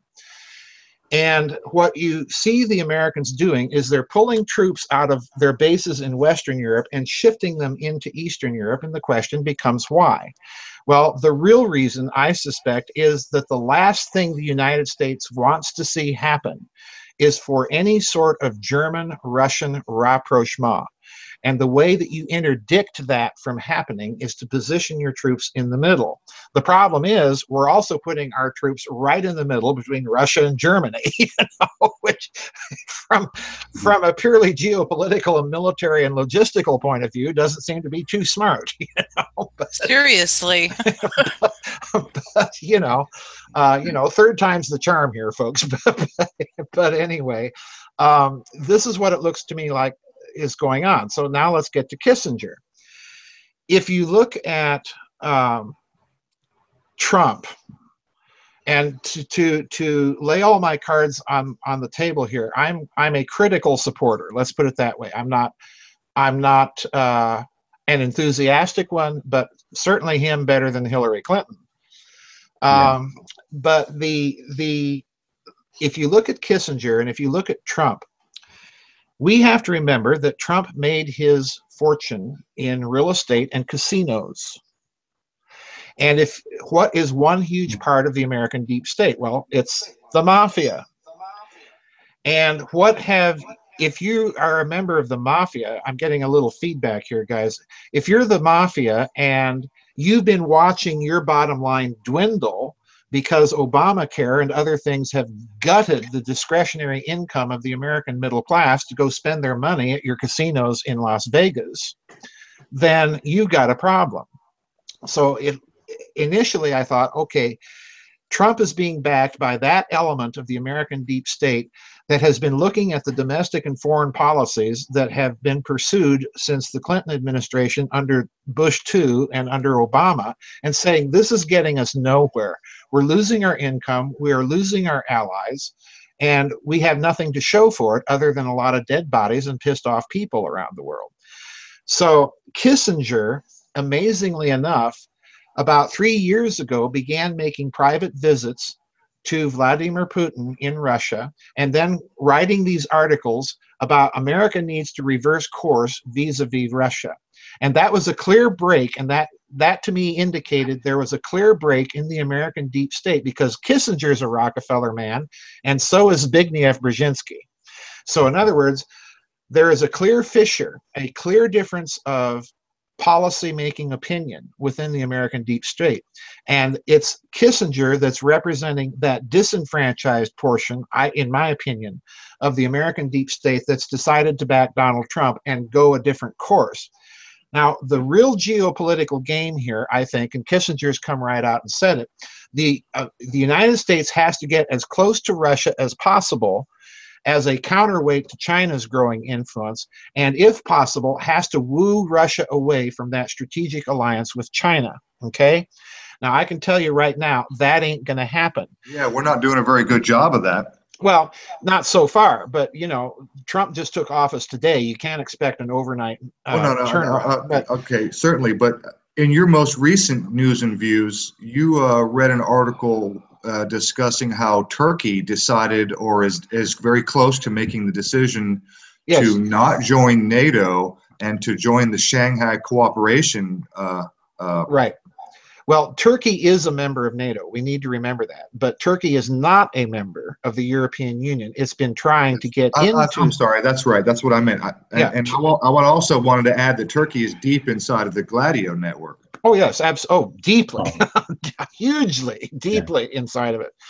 But Turkey, you know, it looks to me like Turkey's decided to cast its lot with the up-and-coming economic powers and not the dead empire. Turkey looks to me like it's been pursuing a strategic reevaluation of the course that it wants to set. And certainly the amount of agreements that I talked about in that news and views indicate that, you know, it's proceeding apace. The real problem is Russia, I don't think, is ever going to abandon its strategic alliance with China. If you look at Russian diplomacy under Vladimir Putin, it's been very, very careful. It's been very, very well thought out. The overtures he's made to Japan, that is a key part of the story, because he's using Japan as a counterweight to growing Chinese influence in Siberia. So in other words, Russia is not going to abandon the realpolitik game. However, I do think that the prospects for some sort of cooperative agreements with Russia are very, very good. They may not go all the way that Kissinger wants to go, but I do think that they're rather good, for the simple reason that we can no longer afford a worldwide unipolar world in this country. We simply cannot do it. We don't have the financial resources. We don't have the military resources to do it. So it makes a lot of sense for Kissinger to be saying these things. And the most important thing here is that Zbigniew Brzezinski himself, just last month, came out with an article admitting the game is up. The unipolar dream is over. We're now in a multipolar world. We've got to adjust ourselves accordingly. So even Zbigniew Brzezinski has now, you know, come around to the position. This is what I think we see going on here.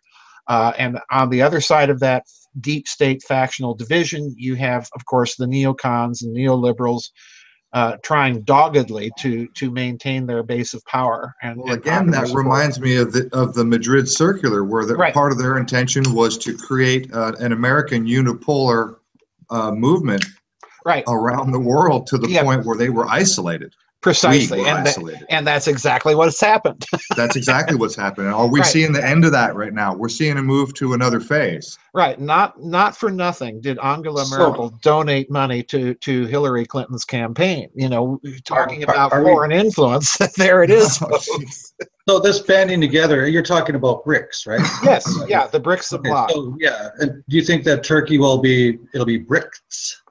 I suspect eventually that Turkey is going to make a formal commitment, but not immediately. Well, they were already a formal observer of the Shanghai Cooperation Organization. Right, they were. And, you know, the economic handwriting is on the wall. And this is Merkel's problem. Merkel has played lapdog to American foreign policy, but, you know, German businessmen know which side of the bread is buttered, and that's with the East. So Merkel, Merkel's in quite a bit of a political pickle. The way I look at it, guys, is this is the other factor that we need to remember about contemporary geopolitics.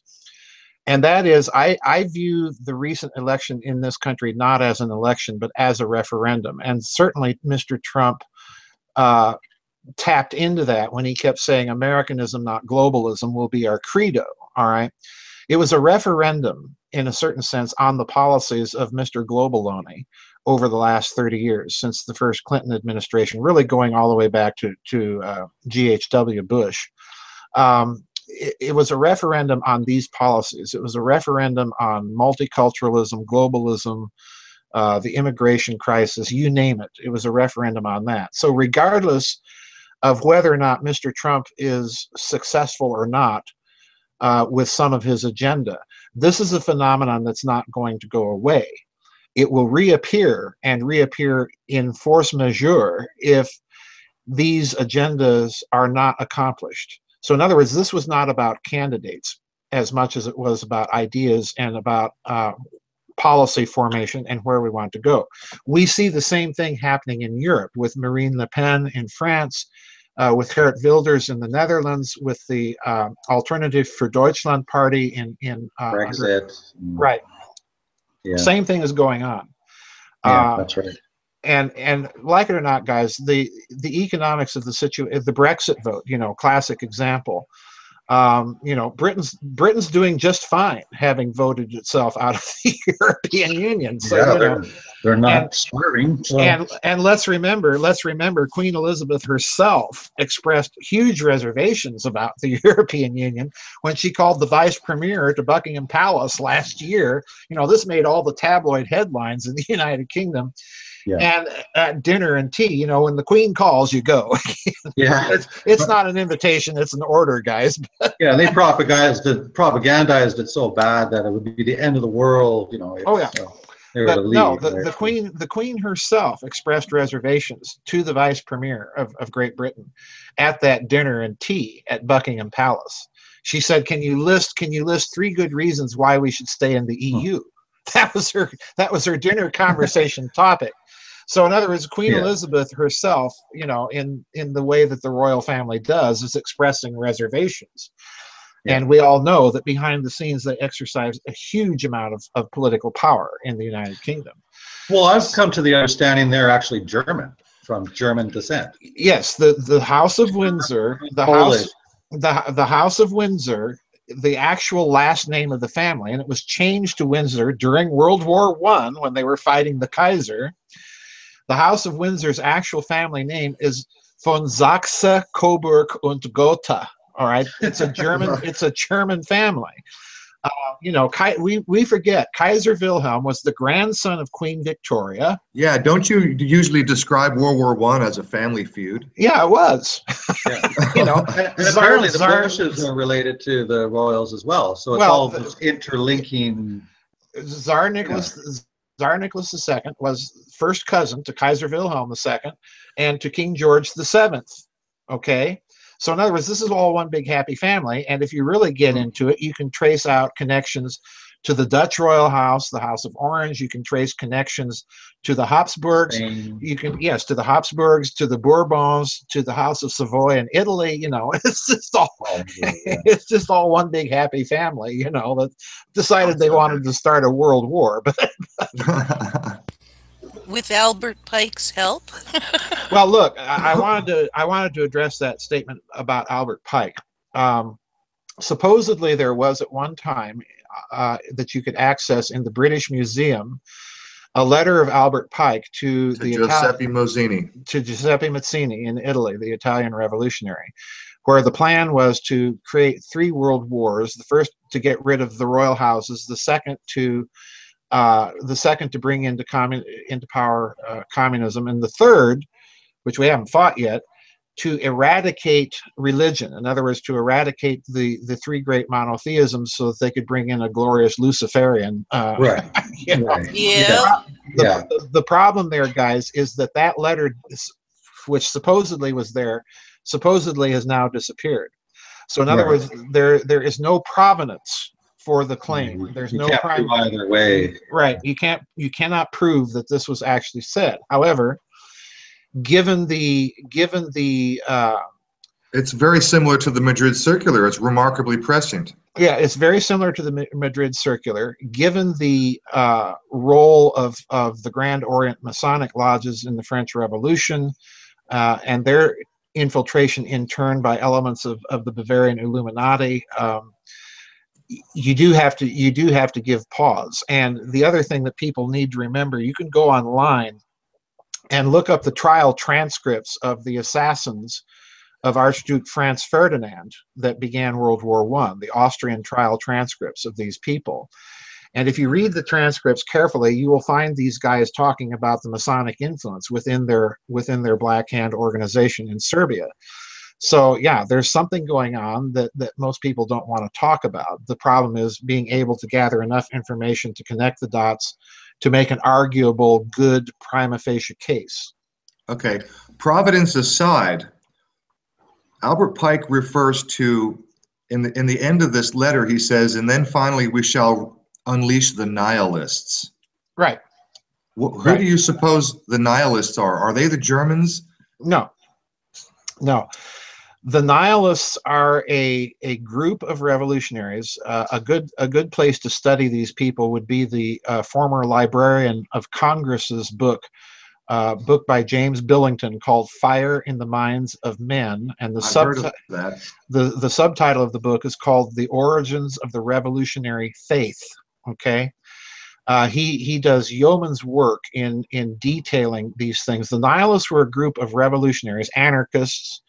You see them talked about in the works of Fyodor Dostoevsky in Russia.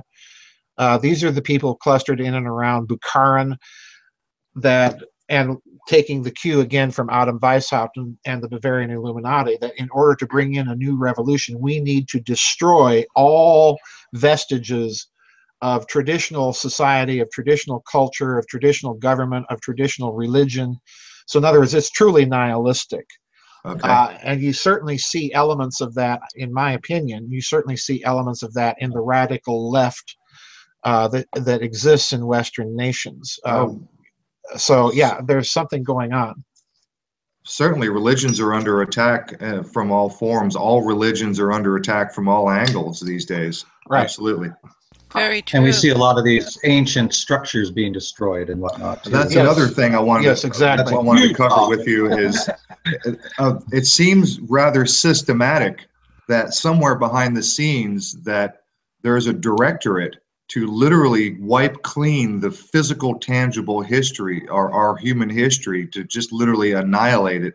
Right. Yep. And all like as I said, very systematically. And now these days we have ISIS, who's responsible these days for running around and destroying. In Yes. fact, I just heard on the news, I think yesterday, that they blew up some. Oh God, I can't even remember right now. There was a temple in Palmyra. Yeah, Right. temple, Yes. yeah. An old temple. Well, yes, I think that's definitely an agenda, and Islam is the cover to pursue it. Right. But I also think there's another agenda, and a much more secret one, and that is the scramble of the power elites, the oligarchies in different great powers, to recover some of those ancient artifacts, and particularly anything that would give them a clue as to potential ancient high technology. Right.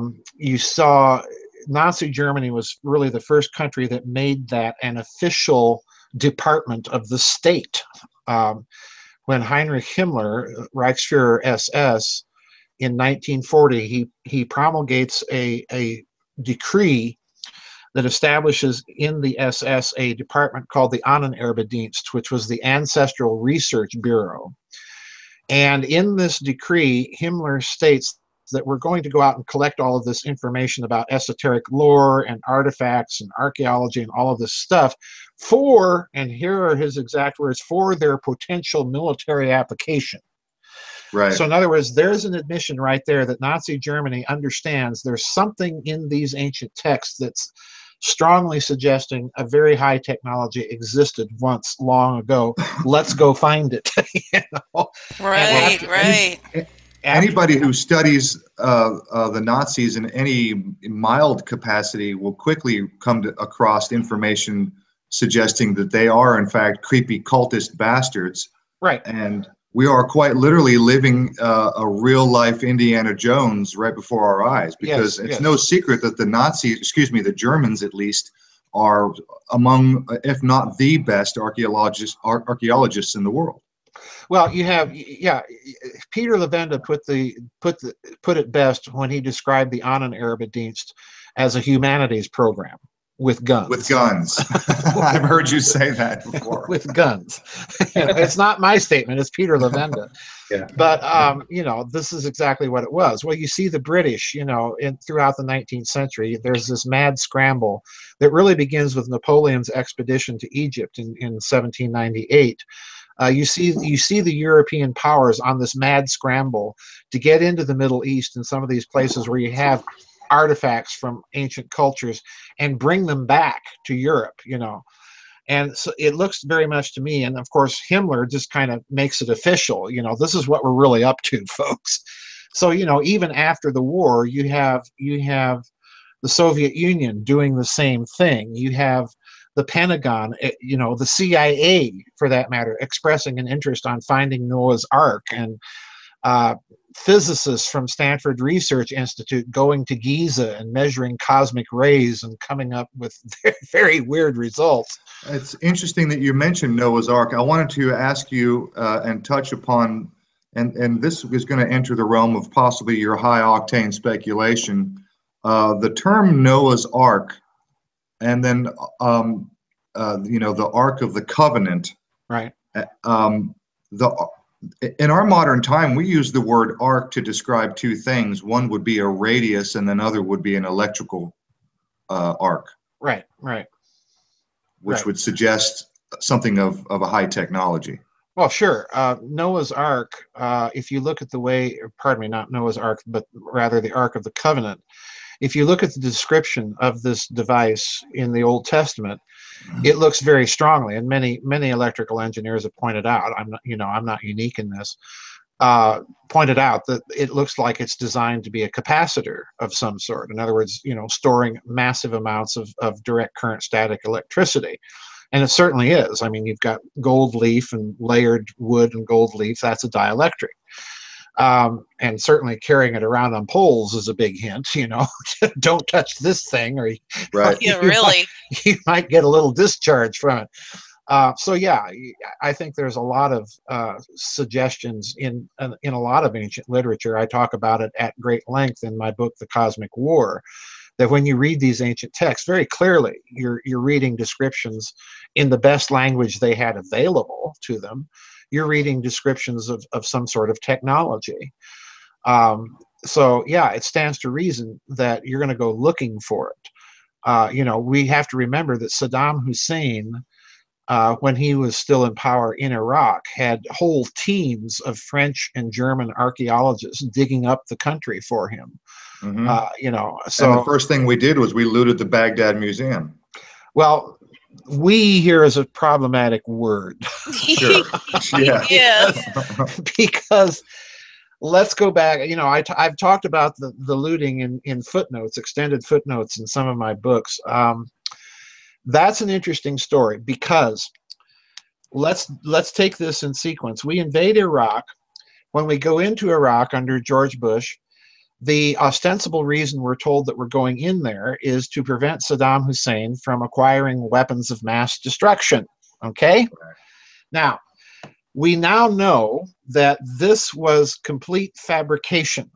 So the story goes. Right. However, my problem is we may not have been talking about atomic, biological, or chemical weapons of mass destruction. We may have been talking about something ancient. Okay? Yeah. So when we decide to go into Iraq, we tell the French and Germans, get your archaeological teams out of there, we're coming in. Okay? Then the Baghdad Museum looting happens. And let's remember who broke the story. It was Der Spiegel magazine in Germany. Okay, and what did Der Spiegel report? American soldiers seen going into the Baghdad Museum and carting out stuff. Okay, But they weren't Americans, were they? but hang on. In my opinion, probably not. In my opinion, probably German BND in American uniforms. Okay, but let's remember what we were also told. It looks like this was an inside job because they knew exactly where to go and exactly what to get. Okay, now here's the problem. If you study the Baghdad Museum looting, the Baghdad Museum itself, the National Museum of Iraq, had no central catalog of what was in there. But the real question remains then, if there's no central catalog and it's an inside job, then how did they know where to go and what to get? It was the German archaeologists. It was the German and French archaeological teams that kept the field catalogs of what they were digging up that would have known. All right, that's the problem. And the other problem we have to remember when we look at the Baghdad Museum looting is that a Marine colonel, Bogdanovich was his name, actually wrote a book on the Baghdad Museum looting. They recovered a lot of the art artifacts under the Marine operation to do so. The real thing that is never talked about is what happened to all the cuneiform tablets. Wasn't there 10,000 went There missing? were tens of thousands Oh, of jeez. Oh, geez. cuneiform tablets that went missing. And oh, by the way, lo and behold, some of them turned up in Spain. Oh, jeez. Yeah, do the dot connecting there, folks. Wow. So Spain was a major post-war Nazi hub. Oh yeah, you betcha. Otto Skorzeny based himself in Spain. That was his. The Madrid Circular came out of there. The Madrid Circular came out of Madrid. Otto Skorzeny had his offices on a floor of the same building shared by the American CIA. Otto Skorzeny sponsored that late 1960s International Terrorist Conference that was attended by people like Yasser Arafat. You know, and we didn't even talk about Nazi connections to radical Islamic terrorism, but it was Otto Skorzeny that sponsored that conference, and he got the funding for it from a Swiss banker by the name of Francois Genoud. I won't even go into him. You'll find out about him in the 9/11 book and who he's banking for. But Wow. you can think of people like the Bin Laden family and Joseph Goebbels and, and people like that. So, you know, he's Mr. Banker for the international Nazi network, in other words. So, and he's also incidentally the banker that persuaded the Bin Laden family to make Deutsche Bank their bank of choice. Okay, so this guy has his financial fingers in just about every pie, in addition to being financial agent for the estate of Adolf Hitler, you know, things like that. So it's quite a story once you get into it. A tangled web we weave. It is a tangled web. Words right out of my mouth. Very, very. I'm just curious. Do you think that there might be some group that is even further behind all of this activity that might be, you know, creating some divide and conquer amongst that level as well as, you know, down here within us peons? All right. My take on this sort of, if I can put it this way, this sort of grand unified conspiracy theory has always been that there is no one group that has some sort of diabolical master plan and it's all working itself out like a Swiss watch. Okay. I view it more as an international mafia with various factions that are all sitting around a big conference table, smoking their cigars, sipping their brandies, kissing each other's rings while they're shooting at each other out on the street, because we're in the end game. So you want your faction to be the ones on top and in control of everything when the shooting stops. In other words, I don't view that there's any one group in charge of things in that sense. They just Okay. want ultimate power over the other is Right. what it boils down to. Right? Right. You have a bunch of factions, a bunch of interests, corporations, banks, defense industries, intelligence agencies, international criminal underground organizations, you know, drug running, secret societies. They're all in this mix. Okay. So in other words, the Right. New World Order is coming. It's just a matter of who's going to who's going to lead Who's it. going to run it? Right. Who's going to be on top? Who's going Right. to be on top? And you know, I view the New World Order as New World chaos. That's really what But it if you is. look at the Freemason structure itself, it's basically a worldwide brotherhood, Right. and they've all got one common goal, right? Supposedly. Supposedly, right? Supposedly, Supposedly. but again, I look at the Masons as kind of a front organization. You know, this is the way that Adam Weishaupt propagated the Illuminati back in the 18th century. He infiltrated Masonic lodges with his own agenda and with his own personnel. So as far as I'm concerned, you know, Masonry is a perfect structure for that sort of thing. I'm not saying it isn't a power structure. It is. But it's like not a breeding ground for, right. It's a breeding ground for something else. It's like the intelligence agencies. They operate out of fronts, and they operate largely in terms of personal networks and associations of people that they can trust that are on board with them. So we have to stop thinking of this group or that group. We have to start doing the real research work and noticing the personal network connections of these people and who they're connected to, and how those connections in turn correlate with policy formation and with the actual pursuit of agendas. So where would you think the Jesuit order would come in on this? Because basically the Vatican's been the ultimate authority for, you know, forever now, right? And nothing has really changed, right? Yeah. Well, do it all claims roads that, actually lead but- to Rome? Yeah, like all roads do lead to. The Vatican is tremendously powerful for several reasons, not simply because of the Jesuits. The Jesuits are certainly powerful. They've certainly had their hand in a lot of conspiratorial goings on in the past. We all know this. Mhm. But I'm not even looking to them as the real root of power that the Vatican has. First of all, the Vatican has a tremendous amount of soft power, cultural power. We cannot conceive of Western civilization without three core elements. It's Judeo-Christian roots and its humanistic roots. Those are the three pillars of our civilization. And to neglect any one of them, of course, leaves you with a two-legged stool, and the civilization comes crashing down. So the Vatican has a tremendous amount of soft power in that regard. But the other thing that we need to remember is that the Vatican, unique amongst Christian churches, is a centralized hierarchical organization. The Orthodox Church is hierarchical, but it's not centralized. The Vatican is therefore the oldest political chancery in the world that has been in continual operation for 2 millennia. So it has an extreme amount of experience on how to maneuver diplomatically, how to maneuver financially. And the final thing we need to remember about the Vatican is, because it is a centralized organization, it's a huge on-the-ground, boots on the ground, grassroots intelligence gathering agency. I was just going to say that. Right.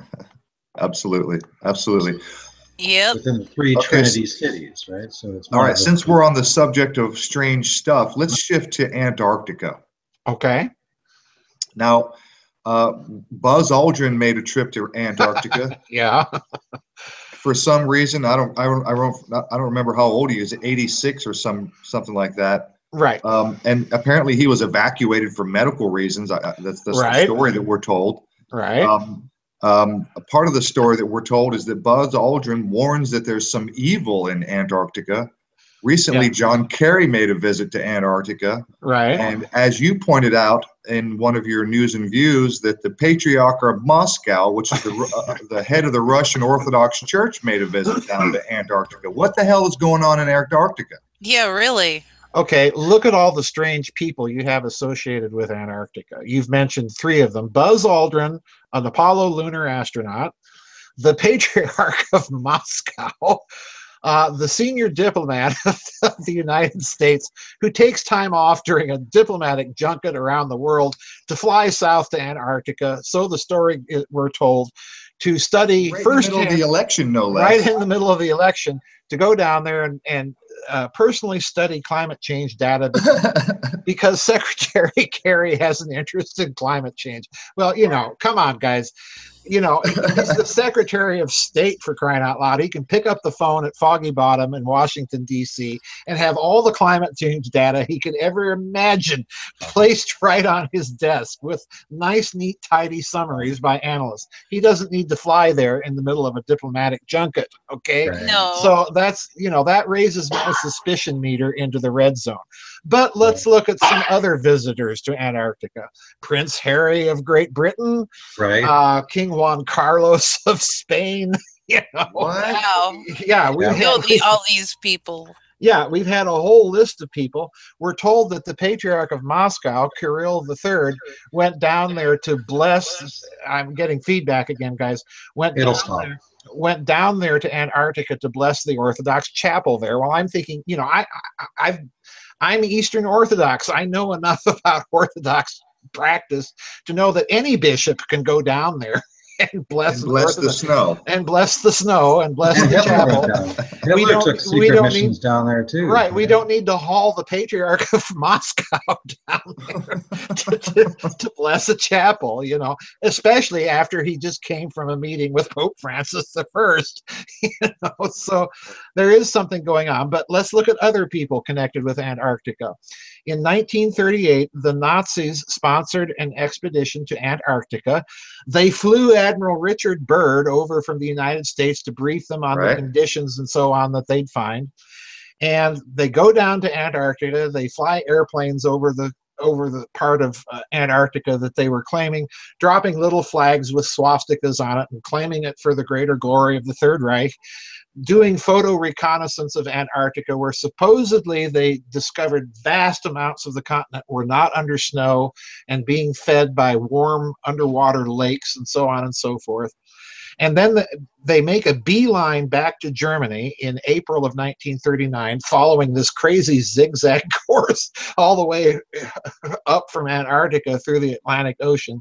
They get back to Germany, and the sponsors of the expedition, one Rudolf Hess, Reichsleiter of the Nazi Party, and one Hermann Goering, Reichsmarshal Goering, head of the German Luftwaffe and founder of the Gestapo, strike a medallion for the expedition, and then you never hear about it. So you can add to Kirill III and Buzz Aldrin and King Juan Carlos and Secretary John Kerry. You can add Rudolf Hess and Hermann Goering with the connection to Antarctica. So, you know, what's going on down there? Obviously, there's something going on down there. Let's not forget President Clinton, during his administration, came out with that press conference with the meteor from Mars and says, hey, it looks like we found life on Mars. So you had a lot of strange people associated with Antarctica. So the question is, what is it? Well, my high-octane speculation, quite bluntly, is if there is one place on planet Earth that looks to be the fulfillment or possible fulfillment of the basic outlines of the story of Atlantis in Plato's Critias and Timaeus dialogues, Antarctica is it. Because what is Antarctica? It's a continent under water, under lots of ice. That's what it is. So if there's a place on Earth, especially if you're Nazis and you've got all of this quest for ancient high technology and artifacts and so on, as part of a mission brief of an entire department of the German state, that would be a place you'd want to send people to. So my suspicion is they have found something in Antarctica that may indicate some lost human civilization, possibly of a high technological nature. That's my suspicion. It has to be something really important, way more than, oh, we found some resources. Right, exactly. or gee, we've got to look at all this global warming. Yeah, exactly. You know, it's like, no, I don't think so. You know, we've got satellites to do that. We don't need to fly Hitler went down there numerous times. That's what I was told. And they were working on something. They were digging down deep into the ice. There was something there. And well, the Russians they formed that treaty as well, right? Where you can't go there. You know, you can only go there by special permission. Yes. Right? Exactly. So there's got to be something. And then, of course, when Hitler, suppose, I don't know if the story is really true or not, but he escaped in a nuclear submarine and went and lived his days out in South America. Is that Argentina? Well, there are several different scenarios out there about how Hitler escaped Europe. Some people maintain that he was flown out. Some people maintain it was a combination of a submarine getaway with a later trip from nationalist Spain by airplane. I think it is fairly clear that, and I've changed my position on it over the years, that he probably did make it out of there. Argentina is a key part of this story for several reasons, and I've outlined them in my books. The most important one in this respect would be a book that I published in 2009 called The Nazi International. Because when you read it, you'll discover that what the Nazis in Argentina are doing is anything but hiding out from the Mossad in grass huts, in grass skirts, in fear of their life. Yeah, weren't they in control of something like 10,000 square miles of property under Juan Perón? Yes, in the Rio Negro province of Argentina. Rio Negro, that's right. Which is the capital of that is a little city in Argentina called San Carlos de Bariloche. The Black River. The Black River. There is a sizable German emigre community and many veterans in that region of Argentina. The architecture in that region of Argentina is distinctly German. There's just no other way of describing it. It's German. But in the middle of San Carlos de Bariloche, there's a hotel. Okay? And if you look at pictures of this hotel, I have a picture of it in my book, The Nazi International. If you look at the pictures of this hotel, it looks like a nice, cozy Bavarian chalet. Okay? The hotel was built prior to World War II by German funds as a plastic surgery clinic. Okay? Plastic surgery. Plastic surgery. Yes, sir. And, okay. Okay. Now that makes sense. Yeah, why would we need to build a nice, bright, shiny German plastic surgery clinic? Well, as you mentioned earlier about the Project Valkyrie, which was the bomb plot against Hitler, you suggest in your book that strongly that might have been a false flag for the purpose of getting high-ranking German Nazi officials out of Germany, because after the war, you don't look for dead Germans. That's right. Exactly. If they're dead, why bother looking for them? You know, Hitler's dead. You know, we heard the shot. Notice that the whole Hitler died in the bunker story is being told by who? Nazis. Okay, so all of a sudden, you know, this is my whole problem with the Hitler died in the bunker story. All throughout the war, and even before, the West is vilifying these people as a bunch of sociopathic liars, and then all of a sudden at the very end of the war, we've got to believe everything they say about what happened in the bunker when Hitler supposedly shot himself and Eva Braun swallowed the cyanide. No more questions asked. No more questions asked, you know. So yeah, I find that a little bit suspicious, and I tell people, if you don't believe the story, then let's put the story this way. If you were a big life insurance company like Prudential and you had a life insurance policy on Adolf Hitler, would you pay it out on the basis of the story? Oh, absolutely not. Absolutely not. You know, of course you wouldn't. And so we have a plastic surgery clinic down in Argentina. Yeah. For just such a purpose, to continue helping to hide. Ding, ding, ding. Ding, ding, ding. And that's not all they're doing there, but you know, right. That San Carlos smuggled. Did they get the Bell? Do you think they've managed to get the Bell project down to Argentina? Read the Nazi International. Short answer, yes. Short answer, yes. But the detailed connections, read that book, read my book Roswell and the Reich, and I think you'll really start to see some dots there that will blow the mind. Remember, the third way is the last book in a very long series of books that I've written about this post-war Nazi operation. All right, go back and read the Nazi International and Roswell and the Reich, and it will make the third way. It will provide the context for the third way.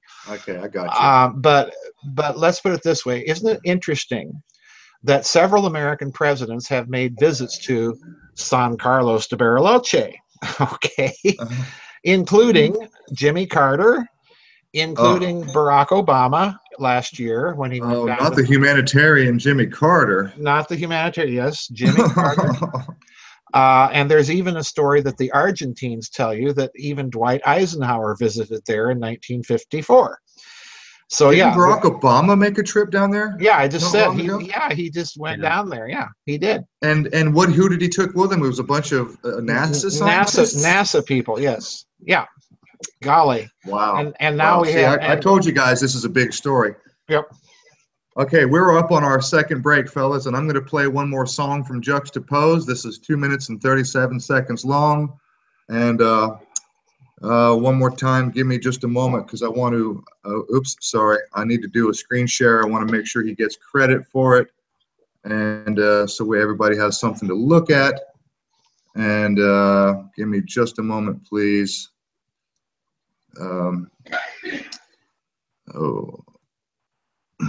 OSE, there he is. Sorry, I should have had this queued up already. So we're going to take another break here, and we will be back in about another 2.5 minutes. And this song here is called Clockwork.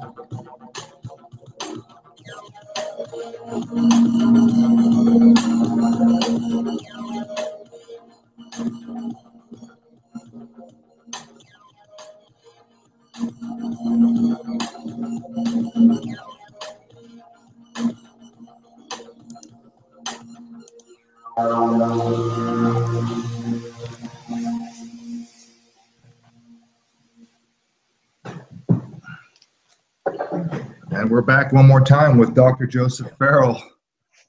That was Juxtapose, Clockwork.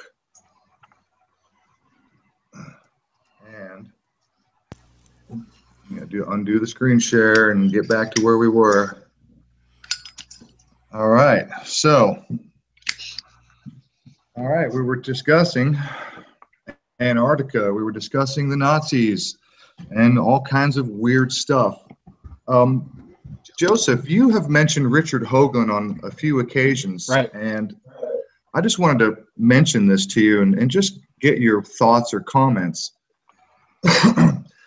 It might have been as early as the 80s when I had a friend hand me a VHS cassette tape of Richard Hoagland talking about what he called tetrahedral technology. Have you heard that term? Are you familiar? Oh yes, I know Richard very well. Visited him many times, and that's his term for a kind of physics that he thinks you can see embodied in the monuments of Mars. You know, he wrote a whole book on the subject. I think it goes far beyond Mars. If I remember correctly, if you take a star tetrahedron, which is the three-dimensional version of the Star of David, Right. and you place it inside of a sphere, and in this case, we're talking about a planetary sphere, Right. and you put the apex at the north pole of the one tetrahedron, and you put the apex at the south pole of the other tetrahedron, what you're going to get is a combination of 3 points on the base of each tetrahedron is going to touch, okay, At the outer ring of the sphere at 19.5 degrees latitude.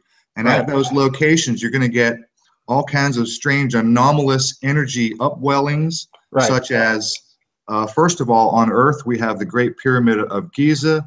And I may not be able to name them all. We have the Bermuda Triangle. We have the Mount Kilauea in Hawaii, which is the largest, most continuous erupting volcano on Earth. Right.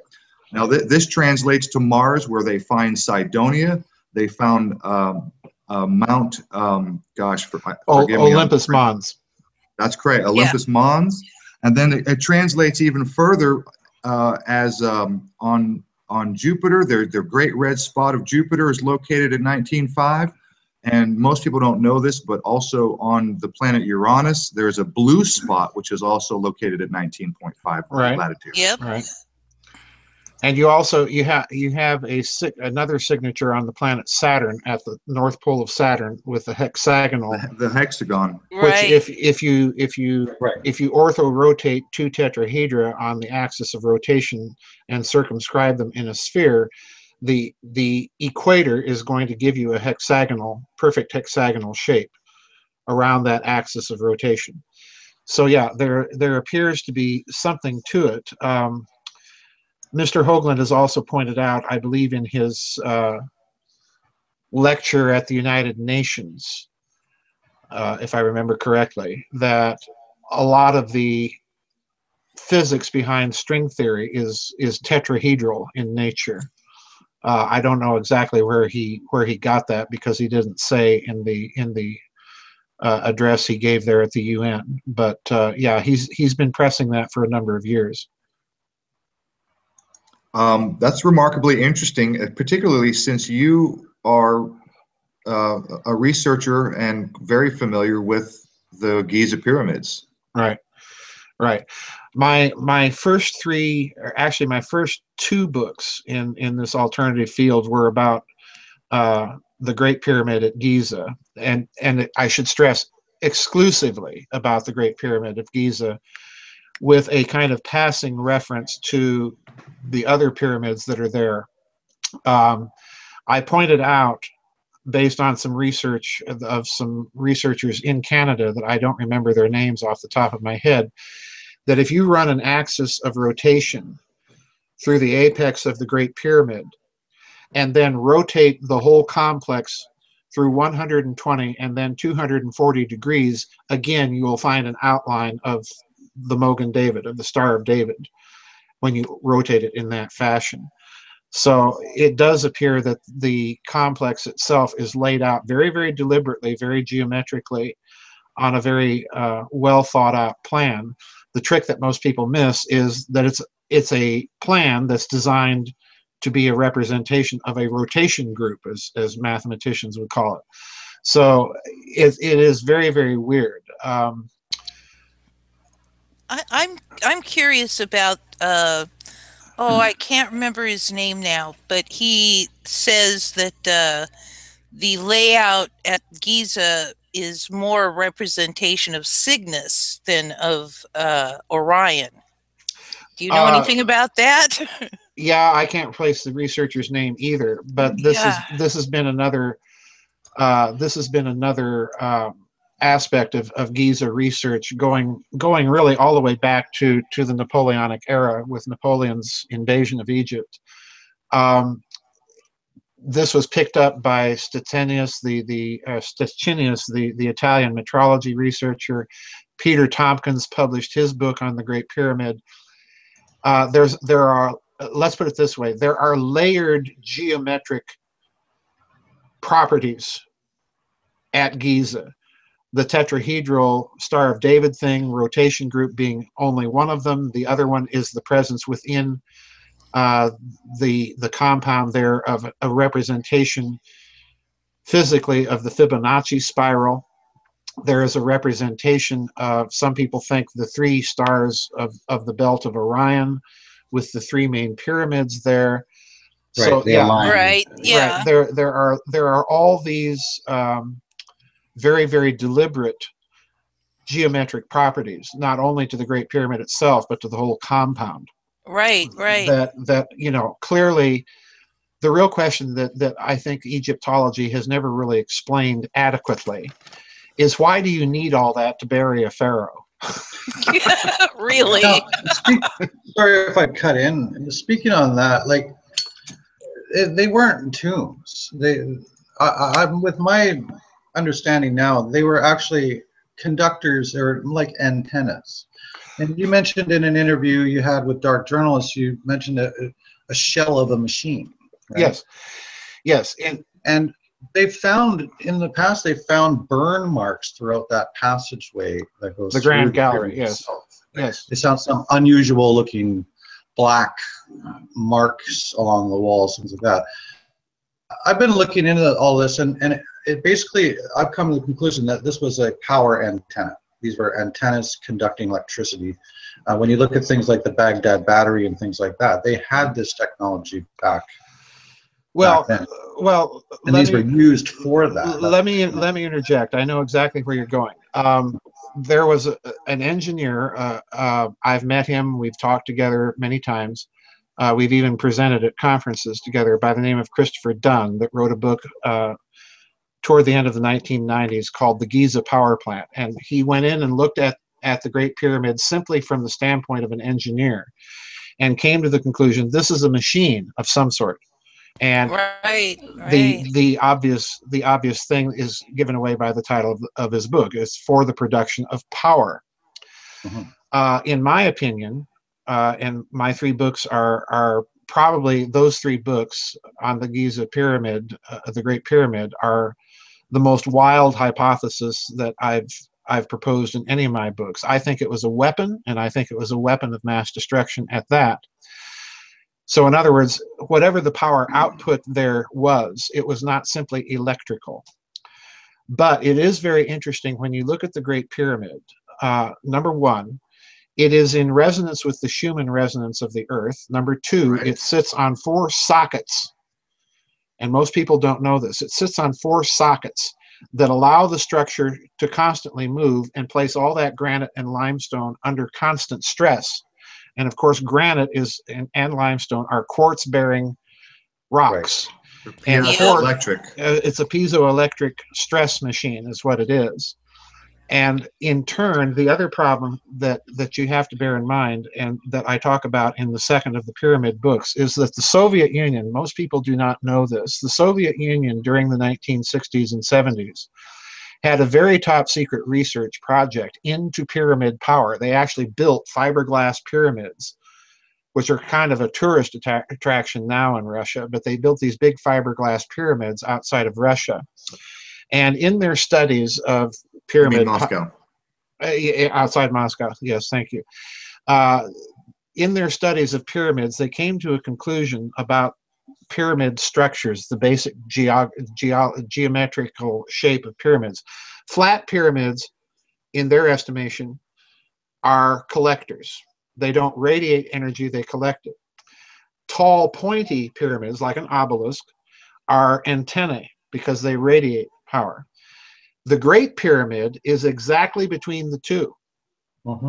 Because it can function as both. Now, it's very, very interesting that the Great Pyramid, and again, most people do not know this, the Great Pyramid is unique, absolutely unique in all pyramidal structures in the world. 8 sides. Hear me out, please. Sorry. Is unique in all pyramidal structures in the world because the faces of the Great Pyramid are bent inward along the apothem, which is the line down each face from the apex to the bottom exact center of each face of the pyramid. So in other words, they are parabolic. Right. In other words, they're collectors, the faces of the pyramids. Now, the British during World War I and World War II would warn their pilots, don't fly over the thing because your radios will die. Yeah, it'll probably spin the dials and everything. Oh, yeah. This is quite true. So true. it's still putting out energy. Right. Now, getting back to your question, that I referred to it as the shell of a machine. If you read Zecharia Sitchin, and please don't get me wrong, I'm not giving my imprimatur to all of his ideas, okay? Yeah, thank you. But if you read Zecharia Sitchin, he on the basis of texts maintains that there were things that were in the Grand Gallery, in his estimation, crystals of some sort, that were taken out of the Grand Gallery and removed, okay? Along comes Chris Dunn, a British engineer, goes over to Giza, and he's got his calipers and everything, and he's looking at the Grand Gallery, and he's saying there's stuff that's absent here. So in other words, we're looking at, just on the basis of looking at the structure, not even knowing about what Sitchin had said about the texts, all right? Put the two together, and what you're looking at is the shell of a machine. Right. The shell. Right. Okay? Yeah. Now, here's an interesting little bit. I just toss it in there for your consideration so that you can kind of cogitate about it. If you look at the ancient Mesopotamian word, Akur, Akkadian word, Akur means 3 things all at once. It means mountain, it means planet, and it means pyramid. Okay? So in Mesopotamian thinking, planets and pyramids are connected somehow. Okay, that's very, very weird. You know, on and on we could go. But yeah, I think you're looking, in answer to Aaron's question, I think you're looking, pardon me, at the shell of a machine that's still exercising whatever its functions were, which in my opinion, you know, it's a very complex case that I try and lay out, but in my opinion, probably a weapon of some sort, and a powerful one.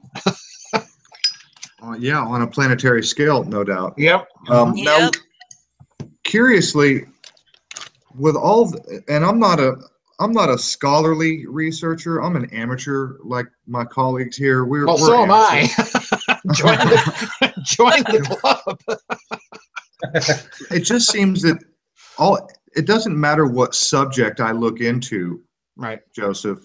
It doesn't matter if I look into religion or archaeology or history or science. Right. There's just so many subjects. When you get to the bottom of the rabbit hole, or at least close to the bottom of the rabbit hole, right, to me, I find a common thread among every single conspiracy avenue, and it always boils down to consciousness. Right. Yeah. Yep. Yep. Every single time. It has to do with human consciousness. Right. So it's been put forward that the obelisks and the pyramids had something to do with harnessing earth energies for the purpose of raising or aiding in human conscious advancement. Right. Were your thoughts on that? I've heard that argument before. As a matter of fact, Chris Dunn advanced it once in a conference that we were both speaking at. And my response is in two levels. At the first level, we are now entering an area in the development of contemporary physics where there is an increasing focus on consciousness and its relationship to the material world.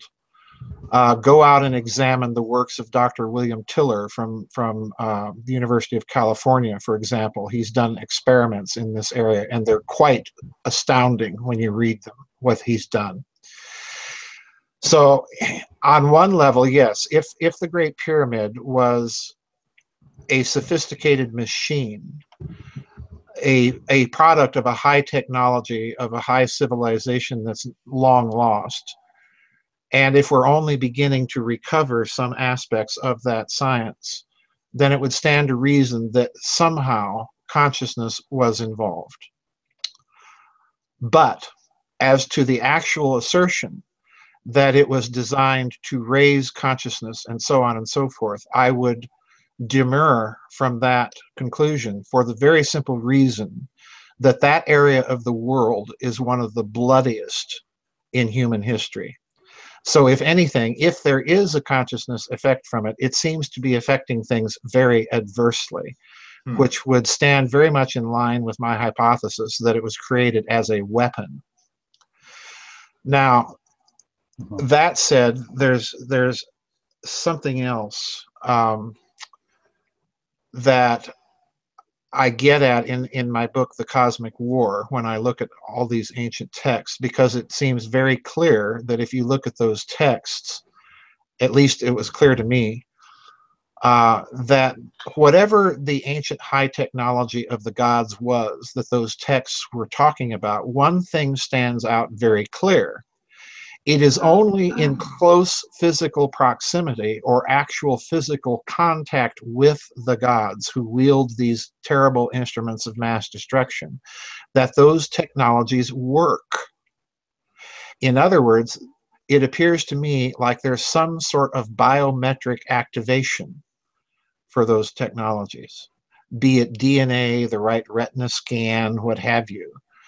But it is interesting, because if that in turn is the case, and you are launching expeditions to go recover this technology with secret archaeological expeditions, is you're going to want to find that biometric marker that can activate them. And hence, what do we see? We see huge efforts, the Human Genome Project, the FBI coming out with technologies to do DNA sequencing right on the spot, you know, in an hour. Yep. And not have things sent off to a laboratory. So what are they looking for? Well, my high-octane suspicion is that they're also looking for some of these genetic markers that might be present in certain segments of the human population. Who knows?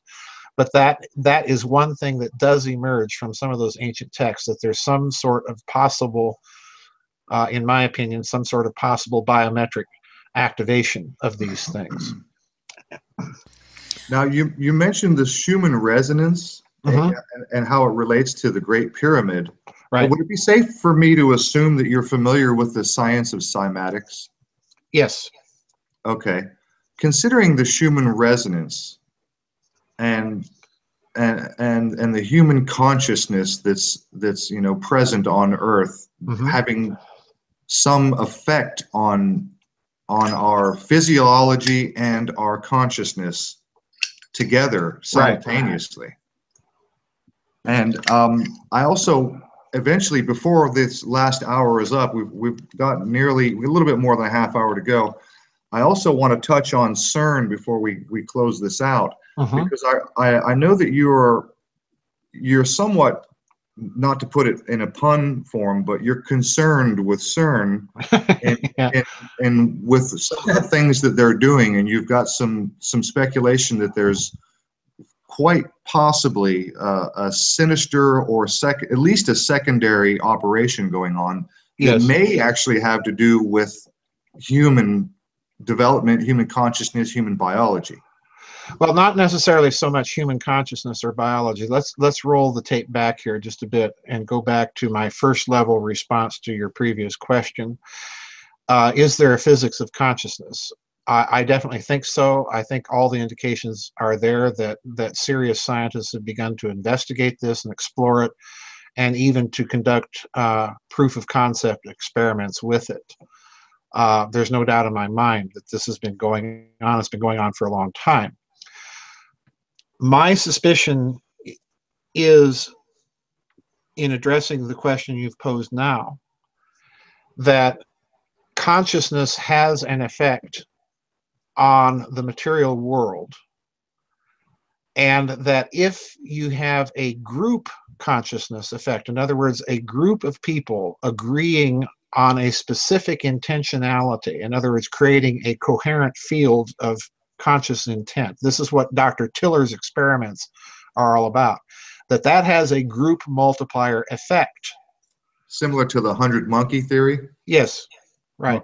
Similar, very similar to that. That it has a group multiplier effect. Exactly the extent of that effect, in other words, can it be quantized? Can it be made a measurable effect with predictable scientific results?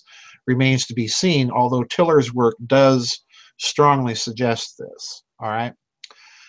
Now, that said, when looking at CERN, and let me be very clear and lay the cards on the table. I'm not one of those that believes that CERN is opening portals to Saturn so that the devil can become incarnate and usher in the age of Antichrist. Okay, I'm not I'm not in that school. Okay. But Joseph, just on that, I just wanted to what about the Gothard tunnel opening ceremony ritual?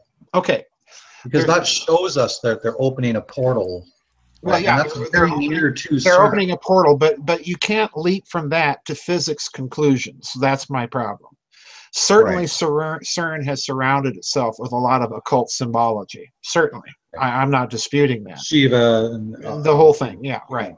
I'm not disputing that. Right. I am disputing on the basis of an attempt to stick as close as I can to the known scientific papers that I've uncovered in my research as to what they might be up to, and then speculating on that basis. So I'm simply not going to the Book of Revelations and Saturnalia and opening portals so that the devil and demons can come in. No. When you look at CERN, let me take you back to a gentleman that I uncovered and mentioned in my book, another part of the Nazi series called Secrets of the Unified Field, the Philadelphia Experiment, the Philadelphia Experiment, the Nazi Bell, and the Discarded Theory. All right. In the interwar period, and this is well known to physicists, Michio Kaku writes about this in his books. In the interwar period, there were a number of unified field theories that were attempting to unify the geometry of electromagnetism and the geometry of general relativity, in other words, gravity, in one comprehensive field theory. All right. One of the first attempts of these was by a German, needless to say, by the name of Theodor Kaluza, a professor of mathematics at the University of Königsberg.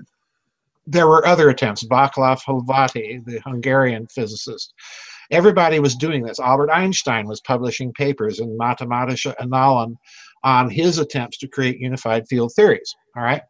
Now, the important thing to note about all of these theories is that they require a hyperdimensional mathematics. In other words, a mathematics being done in more than 3 spatial dimensions. Okay? So we're dealing right now already with hyperdimensional physics. Now, in 1935, a Hungarian Jewish electrical engineer by the name of Gabriel Kron, K-R-O-N, published a paper and won the Montefiore Physics Prize at the University of Liège in Belgium. And what he said in the paper is nothing less than breathtaking, because he said that we can take these hyperdimensional equations that physicists are using to describe their unified field theories and general theory of relativity and so on and so forth, and use that same hyperdimensional mathematics to explain certain anomalous phenomena that electrical engineers are encountering in large networked rotating electrical systems. Now, that's the technical version. The plain English version of what he's just said is that we can take hyperdimensional mathematics to explain any electrical circuit. In other words, any electrical circuit is already, by dint of the case, a hyperdimensional machine. And that all of these anomalies may be due to an interface in our 3 dimensions with what's taking place in 4, 5, 6, and so on dimensions. Follow me? Yeah, I do. In other words, what he's just said is you can engineer the fabric of space-time with 1935 electrical technology on the laboratory bench. That's what he's just said. You can do it in your garage. It's very interesting that what happens at that point inside of Nazi Germany is that all publication on unified field theories in the scientific journals stops completely. Yeah, that to me is extremely fascinating and very, very telling. All right, now at the same time. Now let's go to CERN. Let's look at the Large Hadron Collider. What is the Large Hadron Collider? Well, for one thing, it's a huge circular collider that has 2 proton streams that are being counter-rotated and then slammed into each other to create their collisions. So first of all, yeah, the God particle. We're being told this is all for particle physics. But now just inject Crone into the equation. What you've got here is a great, big, huge electrical circuit that's a hyperdimensional machine. The counter-rotation interests me because this is precisely the principle on which the Nazi bell was built. All right. So in other words, it looks to me that in addition to a particle physics experiment, you've got experiments taking place in hyperdimensional physics. Now, CERN, when they first fired that machine up, was putting out the story, yeah, we're doing particle physics. Only recently have they been admitting that, yeah, we're looking for evidence of hyperdimensionality. All right. They have now admitted this. All right. But now let's go a step deeper. This has many layers. Most people don't realize that CERN is the world's biggest user of the internet. The reason why is twofold. Number one, CERN is generating billions of bits of data with each collision. So it has to have extremely high computing power. And that computing power, in turn, is based on programs that the scientists designed to select certain data from that huge pile of data that they're generating every second and pull it and bring it to the scientists' attention so that they can analyze. And of course, these committees of scientists are located all over the world. That's the other reason. So they have a computing filtration system. They have a computer filtration system that filters the data before they even get it. Okay. Now, once you've admitted that, and then you look at the fact that the magnets in CERN, and this is a key crucial point, the magnets in CERN are several times more powerful than the local magnetic field strength of the planet. Yeah, you write in your book 15,000 times stronger than the local magnetic field. In some cases, it's huge. Wow. Yeah. So in other words, is that going to have a planetary effect in spite of what the scientists are telling you? Well, my simple 8th grade physics tells me, yeah, probably. Yeah, yeah, maybe, probably. Yeah. Yes. So the deeper layer that is possible with these computer algorithms is, let's say you snuck in a few secret algorithms that the public committees of scientists don't know about that are pulling different kinds of data altogether from those experiments. And filtering them to a different location. Filtering them to secret committees for examination. And that also, if you admit the possibility that this could be a hyperdimensional machine, number one, per Crone. If you admit the possibility that these magnetic fields are several times the strength of the local magnetic field of the Earth, then the possibility arises that you could set up resonance effects in the planet itself or in the planet's magnetosphere whenever that dang thing is turned on. So if you suspect that that might happen, are you going to put in algorithms to filter and do what I call data correlation experiments to see what happens in the aggregate system at large whenever the machine is turned on? And would part of that data filtration experiment include changes in human or animal behavior because of variations in the local magnetic field? Well, of course it would. So in other words, I think there's several possible layers of hidden experiment going on with this machine on the basis of the fact that it is a hyperdimensional machine if you follow the theories of Gabriel Krohn. And oddly enough, I would point out, ended up as chief research engineer for General Electric. oh yeah, right. And oddly enough, this goes back to the Nazis again, because weren't they the ones who started the cyclotron experiments? And aren't in Germany, are they not the largest financial contributor to CERN? Germany is the largest financial contributor to CERN. Germany is the largest financial contributor to Europe's version of HARP in Norway. So in other words, it's not for nothing that Angela Merkel is Chancellor of Germany, because what's her PhD in? Well, her PhD just happens to be in an interesting field called quantum chemistry.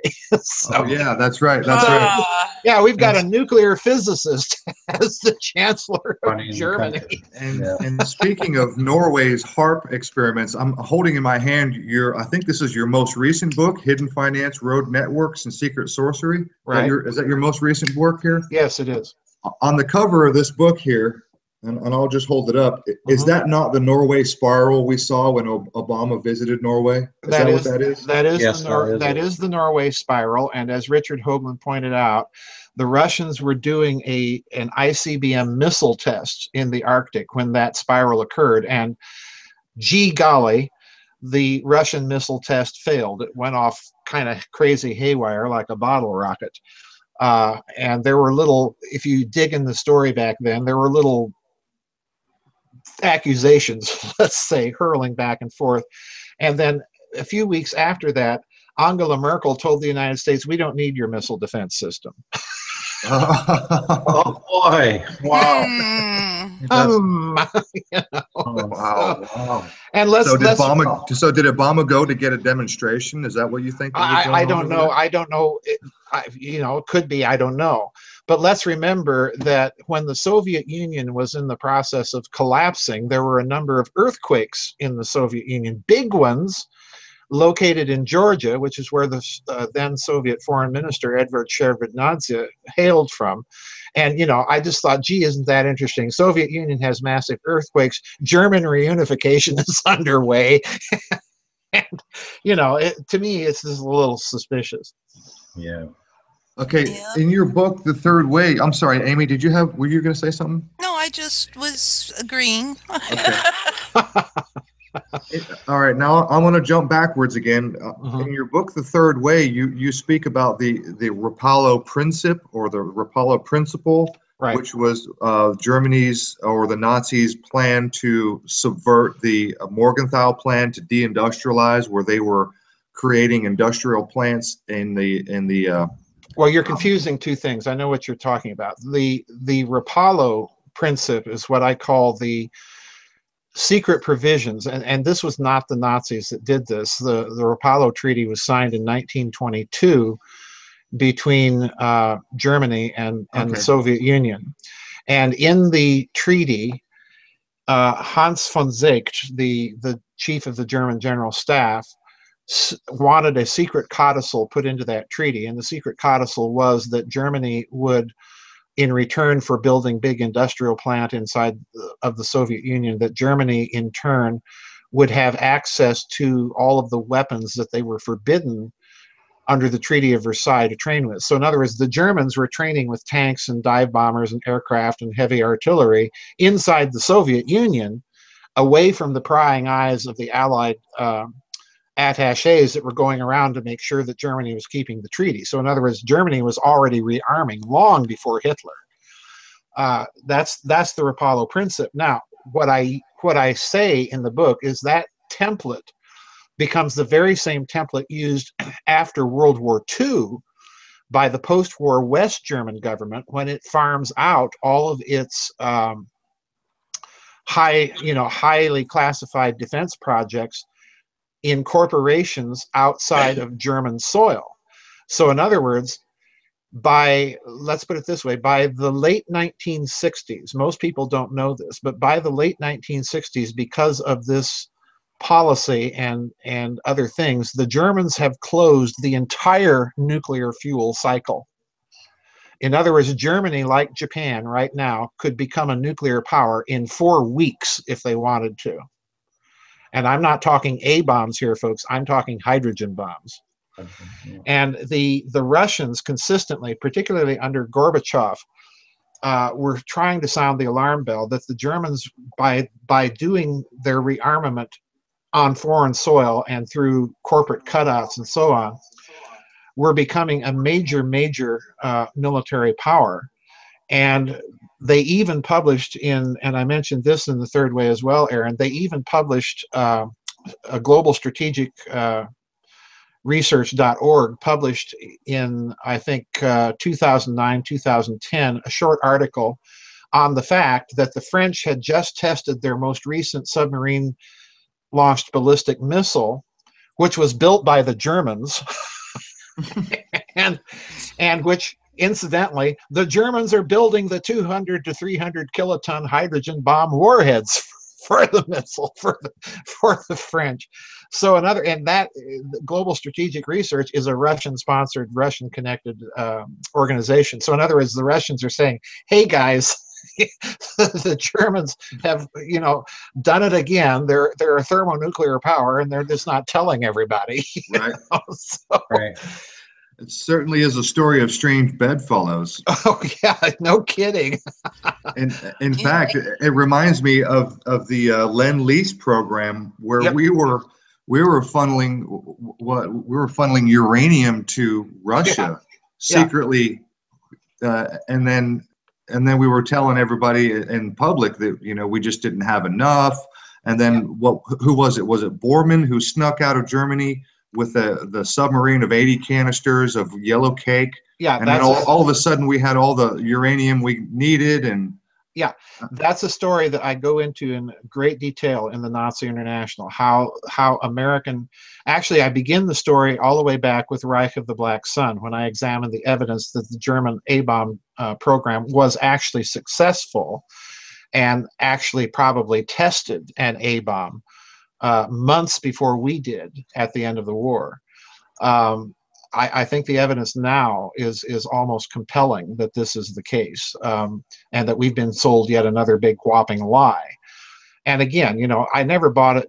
I always had trouble with that whole story, even as a kid, Aaron, because Germany basically invented nuclear physics, and all of a sudden during the war, they're suffering this mass scientific dyslexia, and they can't get anything to work, Right. That story just never made much sense to me. So, but the interesting thing is that after German reunification, a bunch of documents began to be declassified in the United States, and and they're stunning when you sit down and read them, because you're reading descriptions of A-bomb tests going on inside of Nazi Germany. I mean, there's no other way to read them.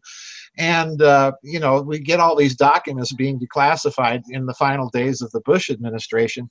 And I think the reason why was with German reunification, all of those underground installations in Eastern Germany, in the Soviet zone, were now open to the public. And they knew the Germans would go in there and start putting the story back together, which is exactly what they did. So, yeah, you have... in my opinion, you have Martin Bormann making a deal with the United States, very secretly, of course, and the U-boat in question is the U-234. It gets a bit confusing. U-234 carrying U-235. U-235, right. So you've got the U-boat U-234 with 2 Japanese officers and these gold cylinders, and the Japanese officers were seen by the German crew painting labels on these cylinders that said U-235. And to me, that's another dead giveaway that we're dealing with a very sophisticated nuclear weapons program, because why would you need gold cylinders? And the answer is very simple. If you have highly enriched uranium, you don't put it in lead. And the reason why is that lead and uranium is a very corrosive mixture, and it will taint the supply of the uranium.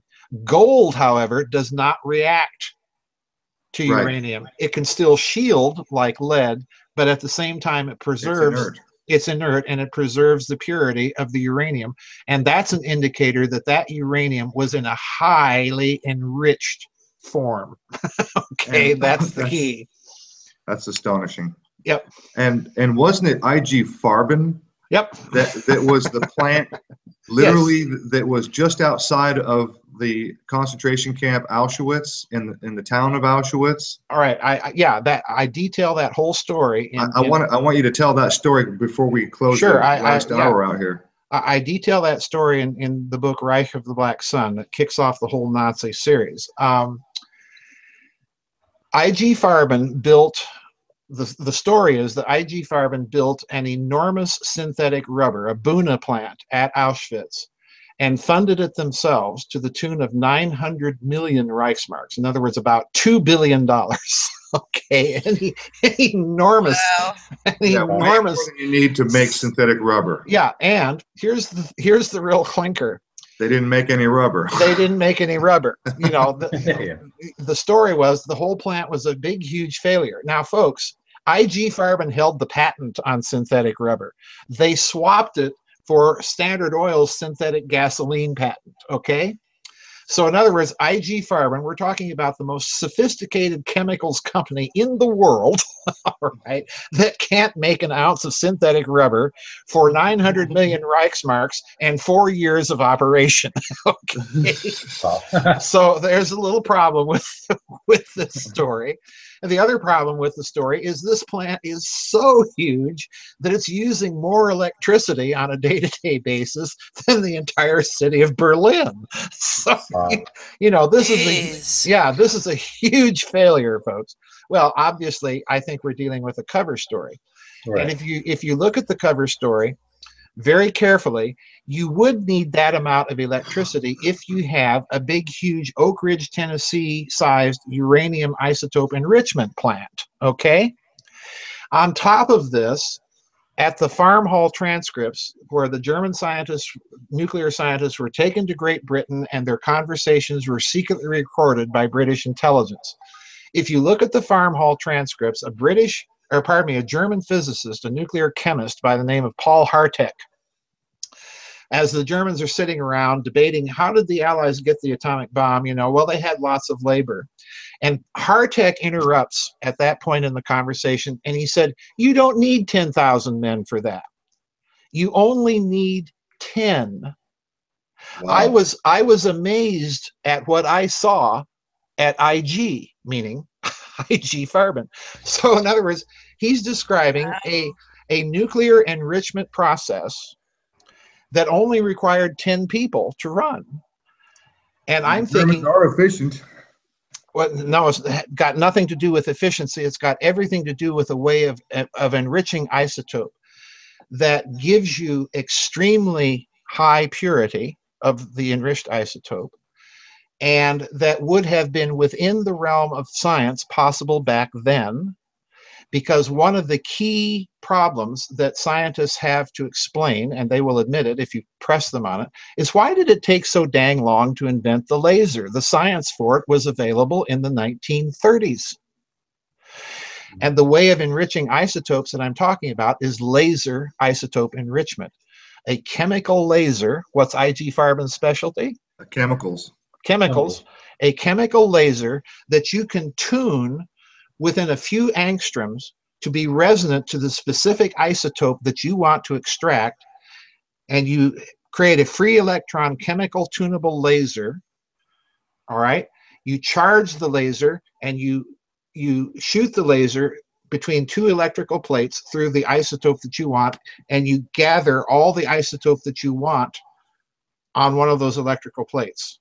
Would that be a reason for so much electricity, for IG Farben's involvement, for its own statements that it it ran into constant difficulties at this plant. Well, yeah, because with a tunable laser, what you have to do is you have to find the resonant frequency of the isotope you want to enrich. So you have to do it really literally by blunt trial and error method back then.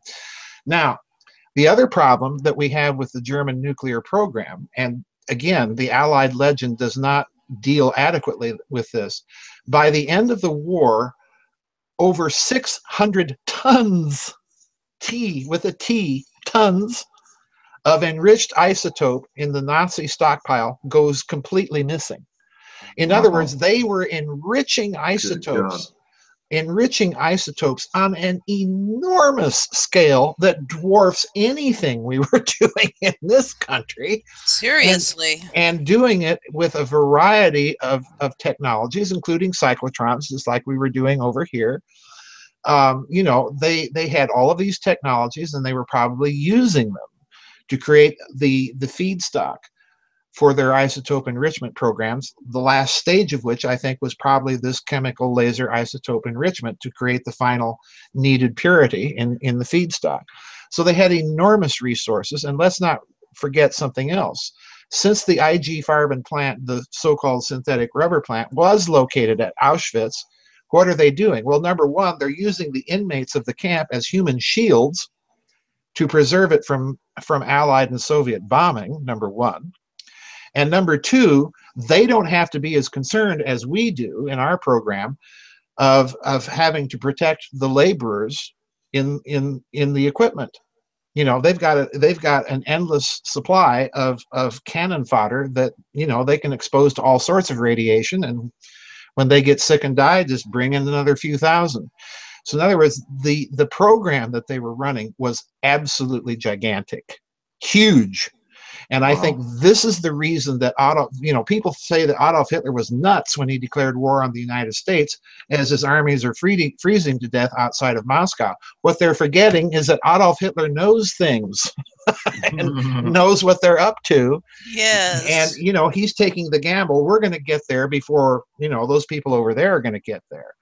So, you know, that's, I think, the hidden reason why he goes ahead and declares war on the United States. You know, we've been fighting an off-the-books war for months anyway. So, you know, he just swallowed the pill. So there's a lot about the German nuclear program that, you know, since the German reunification and the declassification of Allied secret documents since then, that put a very, very different light on World War II, on the atomic bomb, and all of that. A whole different story. Wow, amazing. Wow, Joseph, you tell one hell of a tall tale, sir. Well, I hope it's not a tall tale. Well, listen, are you guys keeping an eye on the chat? Are there any questions? Do we have any listeners, viewers who have questions? No. No, we don't have a whole lot of time left, so just in case there is, I just want to make sure that at least to give an opportunity. That's a bad sign. Your listeners are bored to tears. Well, they're just trying to wrap their head around everything. I mean, it's a lot, right? I think everybody's busy picking their jaw off the floor. Well, again, I asked the chat, did you follow all that? And they're like, somewhat, kind of, yeah. Well, again, folks, it's important for folks to understand, and I'm not trying to sell a book here. I make most of my income off my website, not my books. But, you know, I have several books, and it's important for people to realize that the reason that there are so many books about this whole topic is that it is a very long story to tell, and that the devil is in the details. The devil is in the footnotes. I think once people actually start reading those books and understand the amount of research that's gone into this tall tale that I'm telling, they'll come away thinking that, you know, there's a lot more here than meets the eye. That we've basically been told a lot of lies since World War II. Well, we've got a few minutes left. We have one question from one of our regular listeners, Omaha Ben. He wants to know what's with the Sphinx. Well, the Sphinx is interesting because for several reasons. Dr. Robert Schoch, following a tip of John Anthony West, went to the Sphinx and examined the water erosion patterns on the Sphinx and concluded that that structure, that monument, had to be at least 8,000 to 10,000 years old, because the last big rainy period in Egypt dates to that era. So it's much, much older than standard Egyptology will allow. And of course, it occurs in a context and with methods of construction that are linked to the valley temples and to the two big pyramids there at Giza, so that redates them as well. The other interesting thing about the Sphinx is many years ago on television, there was a special program called The Mystery of the Sphinx. They talk about Dr. Schock and his work that was narrated by Charlton Heston, a very, very good documentary. And they also, yeah, it's a very good documentary. They also point out that the head on the Sphinx is far too small for the scale of the structure, and that it appears that the head had been recarved at some later date. So in other words, the head on it is certainly Egyptian, but the actual monument itself is not Egyptian in any. Absolutely. I mean, that's kind of a no-brainer, because that's a no-brainer because the head is almost in pristine condition, while everything around it, including the body and the walls, are completely eroded. So that's I remember the head had just fell off to begin with, and they replaced the whole head. There was another rumor of that too. No, yeah, that could be too. I heard that they took a lion's head and carved it down, but of course that's just what I've heard. I don't know that there's any evidence specifically, but that would make sense. Some people think it was a lion. Some people think it was a dog's head. The Egyptian god Anubis, right? Well, I think the reason that a lot of the people are going for the lion's head is because like 13,000 years ago, right? It's aligned with Leo. It's aligned with Leo, precisely. Right. Are you familiar with Dr. Michael Cremo's work? Oh yes, absolutely. Yeah. Well, I've read one or two of his books, and the Forbidden Archaeology, where he discusses that they have coal deposits where they find human artifacts and modern Homo sapiens skeletons with tools and artifacts dating back to as far, get this now, 2.3 billion years old. Yeah. I'm very familiar with their work. I mention it in my book, The Cosmic War, because in that book I came to the conclusion that if there was an interplanetary war fought in our solar system, it probably occurred around 3.2 million years ago. So yeah, I refer to their work a lot, just simply to get people out of the idea that the academic narrative of modern Homo sapiens arising about 200,000 years ago may not be entirely true. No, it's absolutely not. Well, genetically, the problem. No, you can't say it's absolutely not. Genetically, it is true that modern Homo sapiens arises about 200,000 years ago. The problem is that they're only looking at one part of the story. The other part of the story is all of those ancient texts, including the Old Testament, that suggest that there's some sort of genetic engineering program going on back then. So, we may have genetic cousins out there that left all of these artifacts. So, right. The story I'm trying to tell is huge. The reason I write so many books is it's taken that many books to tell the story, and number two, no one wants to go out and buy a 10,000-page book. Well, I got to tell you, after reading your book, The Third Way, and I'm a fairly prolific reader. I do quite a bit of reading. This book has no fluff. It is nothing but pure jaw-dropping information with loads of footnotes. So if you want a book, and I don't want to belittle Michael Cremo, but I was a little disappointed. His book has got quite a bit of fluff in it. He talks about his, getting to the hotel and driving from here to there, and what he had for lunch, and just tons of fluff, and somewhat disappointing. Now it's peppered with some phenomenal information, but the book itself is largely fluff. This book is absolutely not one drop of fluff, and I'm super impressed with this book, and I can't wait to get into the other two that I've ordered, and I will be ordering more. I will go back and I will go check out some of your previous books, The Nazi International, The Rise of the Black Sun, and I can't thank you enough for your time. Well, thank you for having me on. I've really enjoyed it, guys. Thank you for having me on. Let us know. your website is Giza Death Star, right? And they can get the books on the web store at Giza Death Star. They will come from Amazon, but I get a few extra pennies if they order off my website. Right. I put the link in the chat, in the main chat for his website, gizadeathstar.com. And it gives you a nice little list of the books. You can click on each and get a good overview of each of them. So thank you. I just wanted to thank you again for joining us this week. It's been very, very educational and mind-bending, to say the least. So my pleasure. My pleasure, guys. Real education. Hopefully you can come back again and we can narrow in on some of these topics and, you know, delve into them a little bit more, right? We kind of went all over the map tonight, so. Yeah, I'm certainly hoping we can do this again. But we can all come out of this knowing that, you know, there is a link between the Nazis and all of the world things that are happening right now, as well as, you know, throughout the 19th century, right? So, right. 20th century as well, so.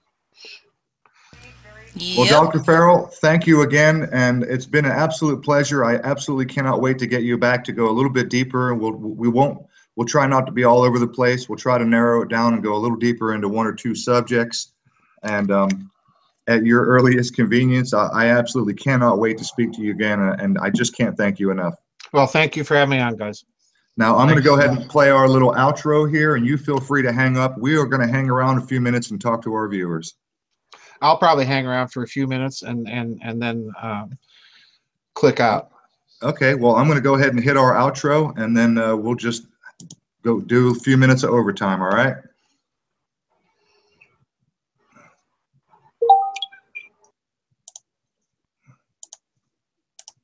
And I almost had it ready.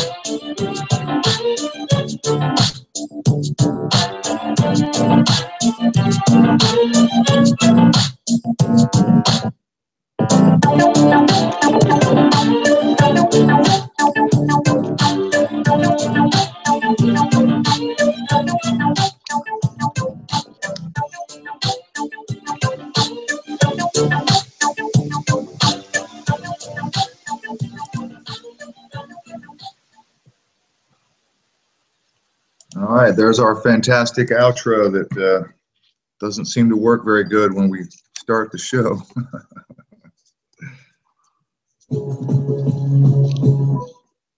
All right, so we have you. Dr. Farrell is still with us for a few minutes. I'm going to go over to the chat box and see if anybody has anything to say. And once again, if you guys have any questions, feel free to ask. Let's see here. What am I doing?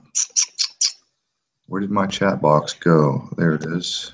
Chuck says, thanks, Dr. Farrell, for coming on the show. Not a problem. Well, Zach, I hope you were listening. I played some of your music during our breaks.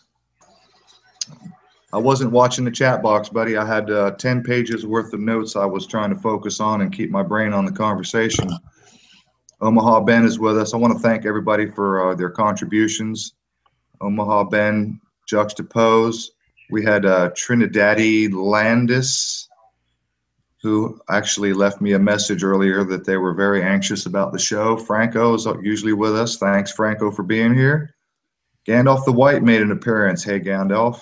Zach Hawkins, he's my buddy who actually lives around the corner, who I have yet to meet. Who else was here? I'm just scanning through. Jimmy Schiff made an appearance. Yeah, we haven't seen him in a long time. No. We need to get him in a chat one of these days. I thought he took a hiatus. Yeah, he did for a while, yeah.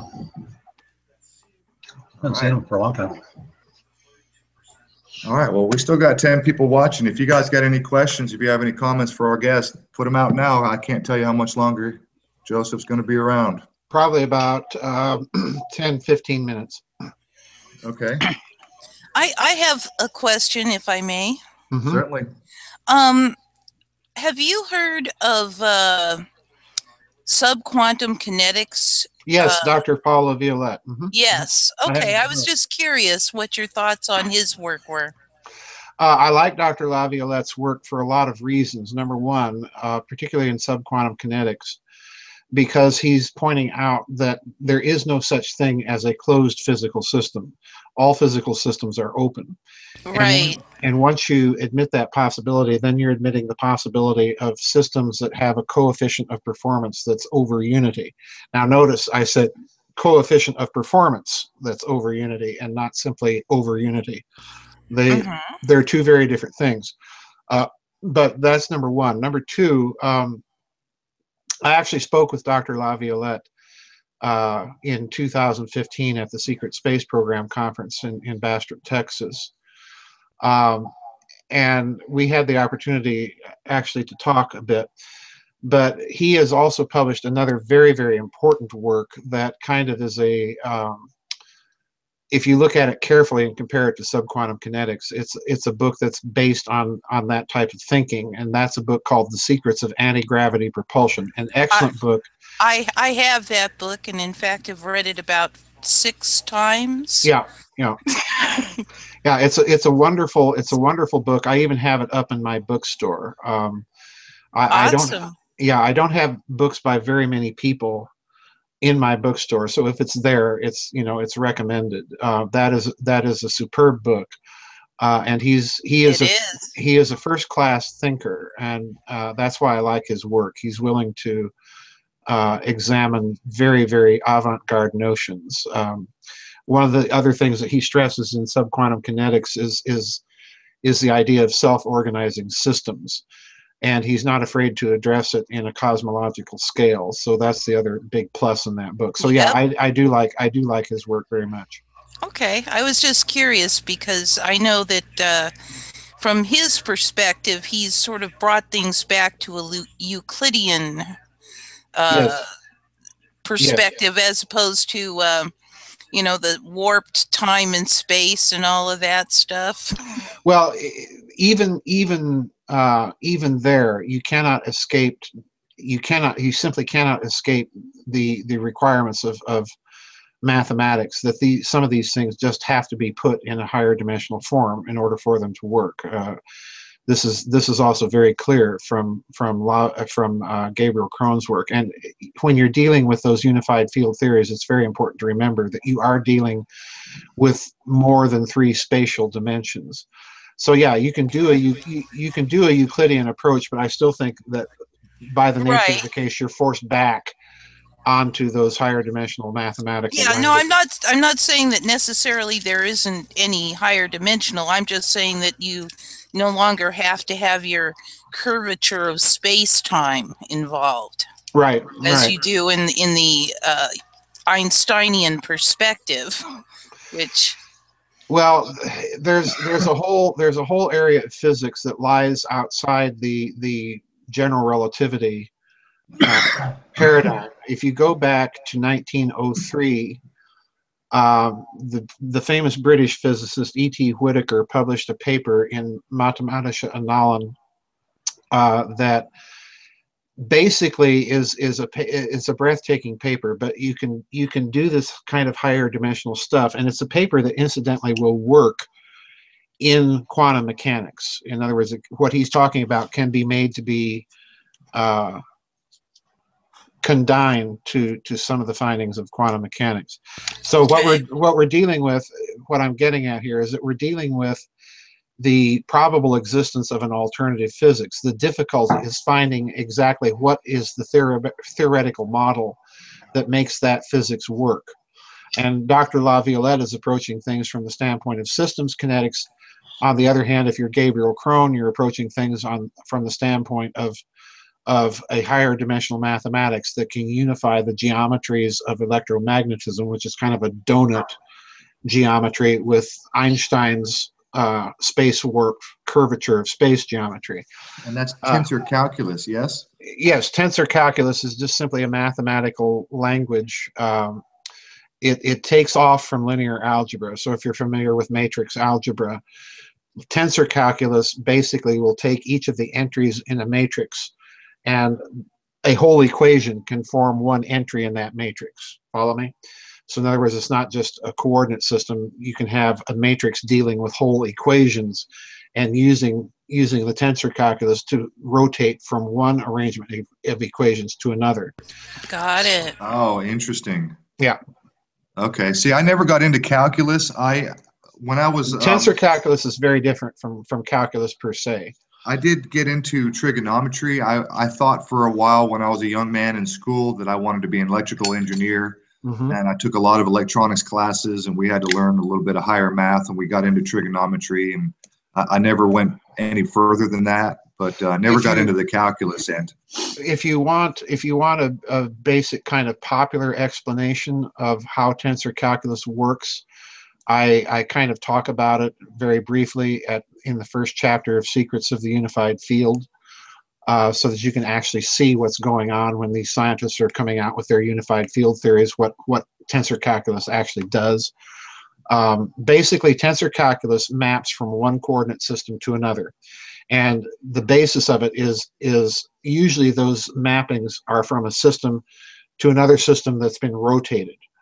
So in other words, if you take a soda can and put a lattice work, a regular grid work of coordinates on the surface of the can, and then twist the can in your hands like you're wringing a dish rag. Sure. Right. What tensor calculus does is it takes the original layout of the grid that you've put on your can and shows you where those points are now going to be located when you do that rotation. Okay. Okay, that's what it does. So it's a mapping. It's a mapping. So it's a torsion. It's a torsion. Mathematical explanation of torsion. Yes, exactly. Which what you would need if you had counter-rotating magnetic fields. Precisely. Wow, Yep. interesting. Hey, listen, we got two questions in the chat box right now from Gandalf the White. We have he wants to know if you think Göbekli Tepe was built at the same time as the original Sphinx.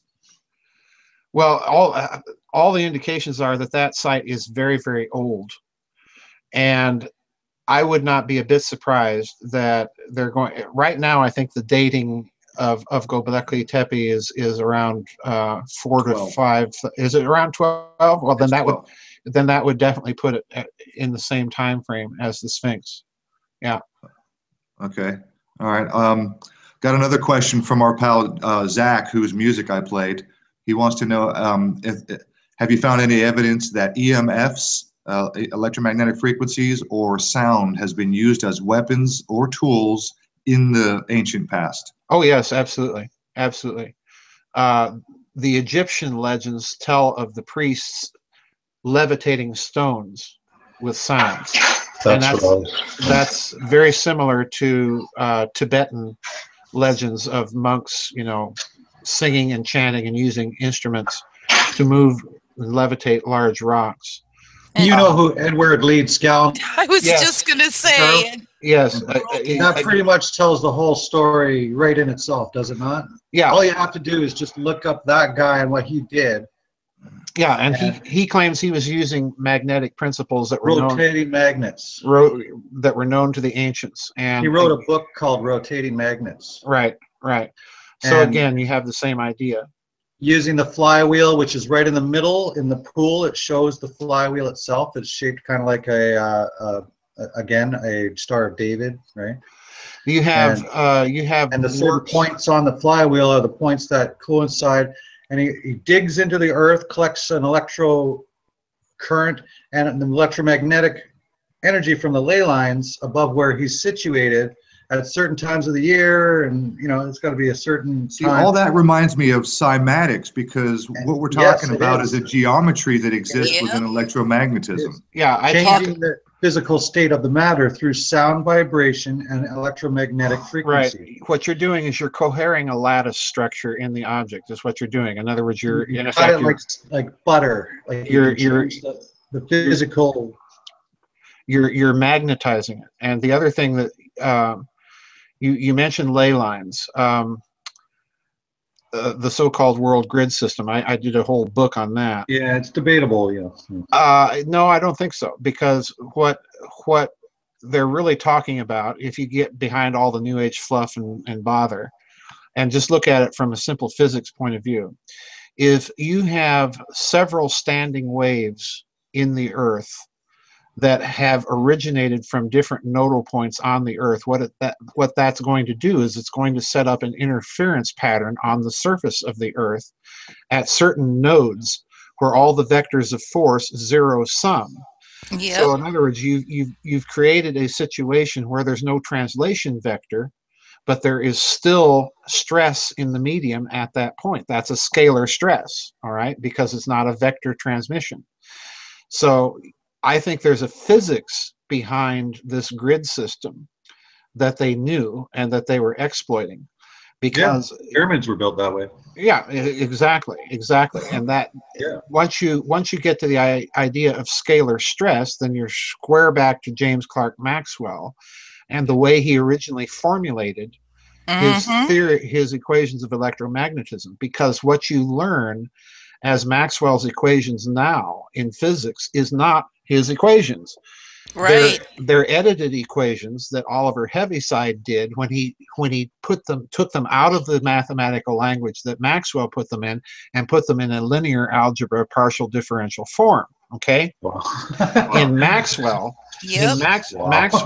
Maxwell was using a mathematical language called quaternions, and in quaternions, you're dealing not only with vector translations, in other words, a movement from point A to point B, you're also dealing with zero-sum vector systems where there's a magnitude of force at a particular location, but no movement. Right. So right. it's an infolded potential, okay? So if you have standing waves in the Earth that are canceling at certain nodes on the planetary surface where you have zero-sum vectors, you've still got a magnitude of significant force there. The problem is, how do you access it? Well, again, it's stress, not motion. It's a stress in the medium, okay? So would that come back to what I was saying about how it's at a certain time of the year? Yes. That's a... Bingo. Has to be because you talk about the Castle Bravo nuclear test. Precisely. This is the best thing ever. Wow, precisely. That's so awesome. Because if, again, I'm speculating. Please understand, folks, I'm not a scientist. I'm a hack from South Dakota, all right? But, to my hack from South Dakota thinking here, if you take La Violette's idea that all physical systems are open systems, then a nuclear weapon is an open system when it's detonated, and therefore it's going to gate energy into the reaction from these stresses in the medium.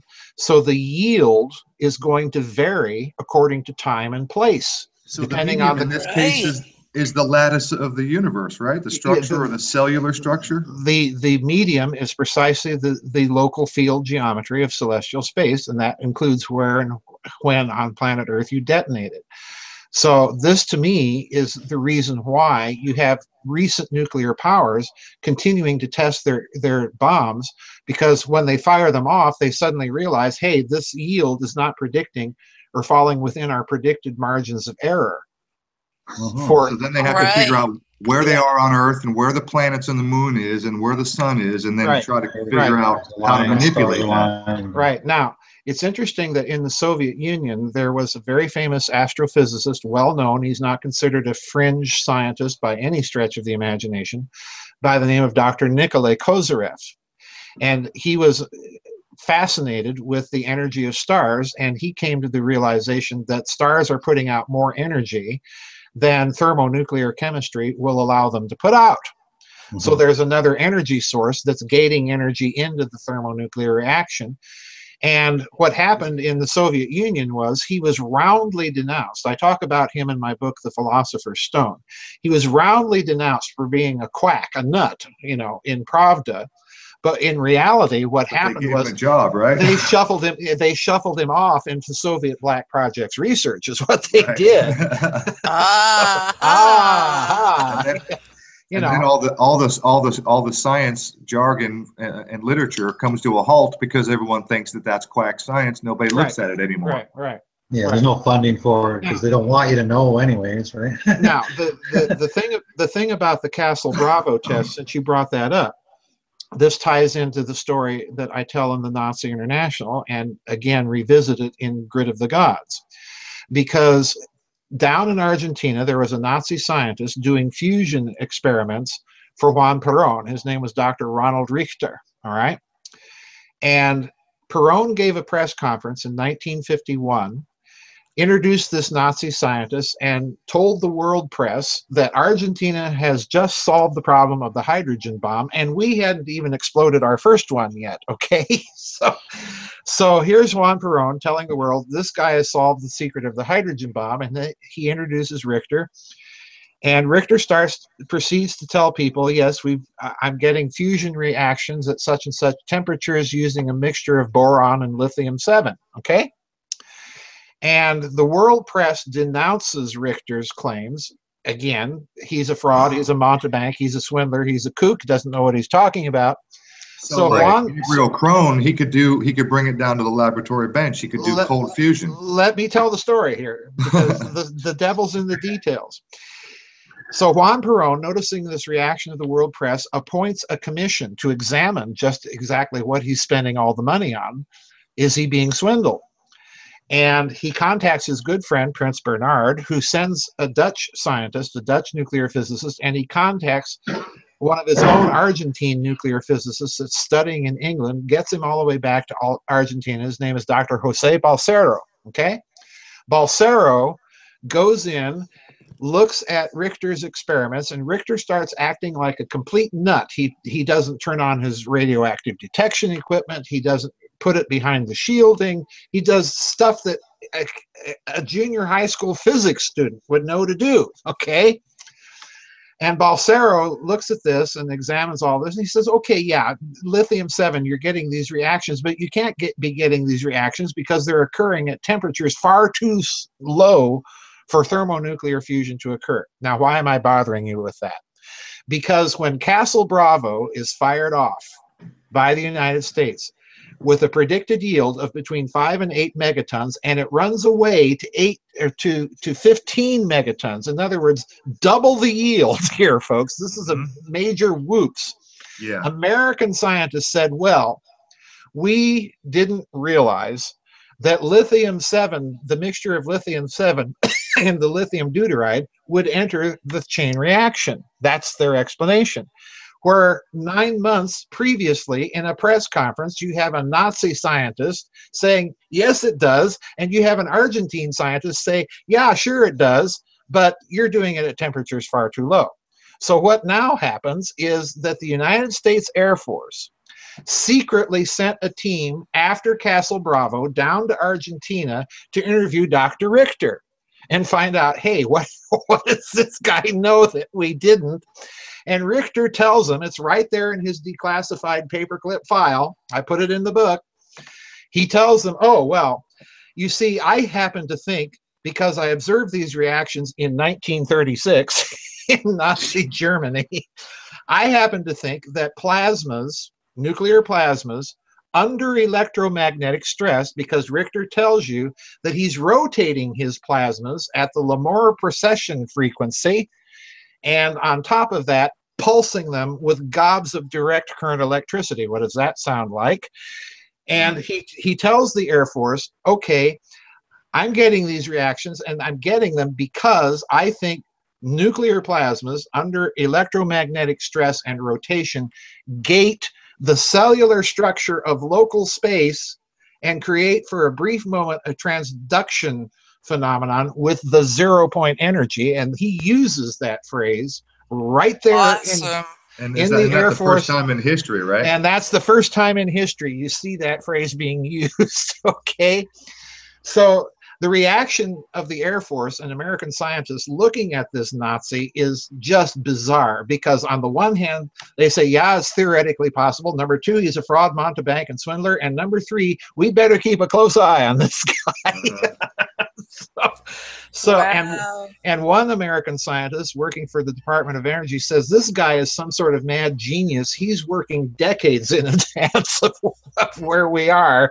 So, you know, take it for whatever it's worth. But the bottom line is lithium-7 was fully known in the thermonuclear chemistry.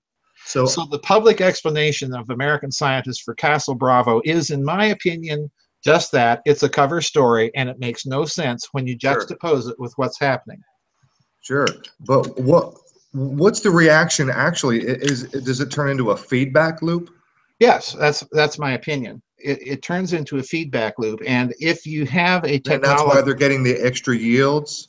Well, hang on. It's not only that the Castle Bravo in the nuclear tests. Hang on. I know the question.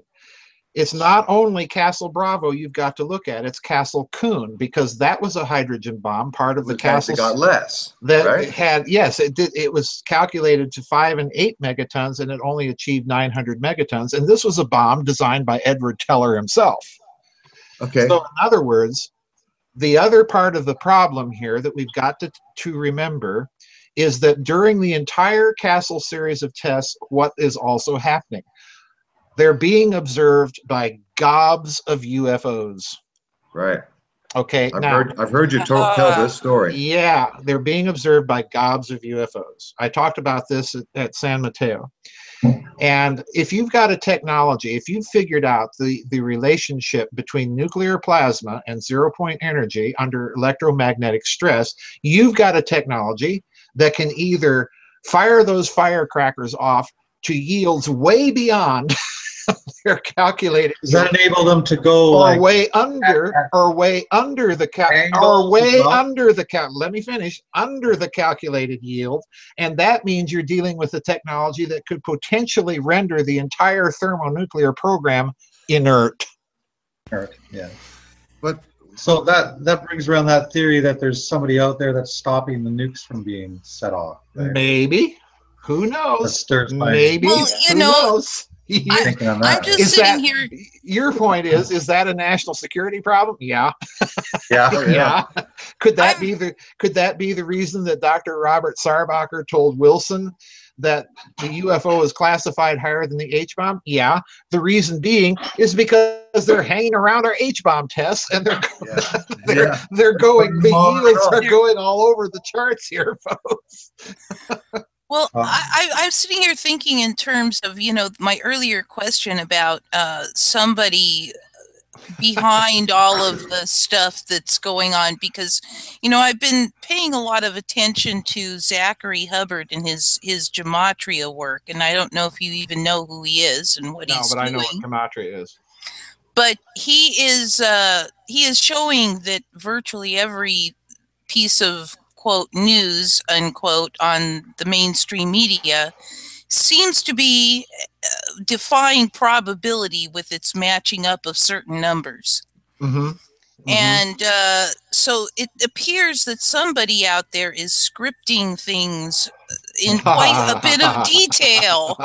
And if that's the case, then it sure seems that behind this level of, you know, interplay between the agencies and whatnot, we've got going the possibility that there's somebody that's directing it. Yeah. That's what, you know, it appears to me that I have to give that the highest probability. Your thoughts? Yeah.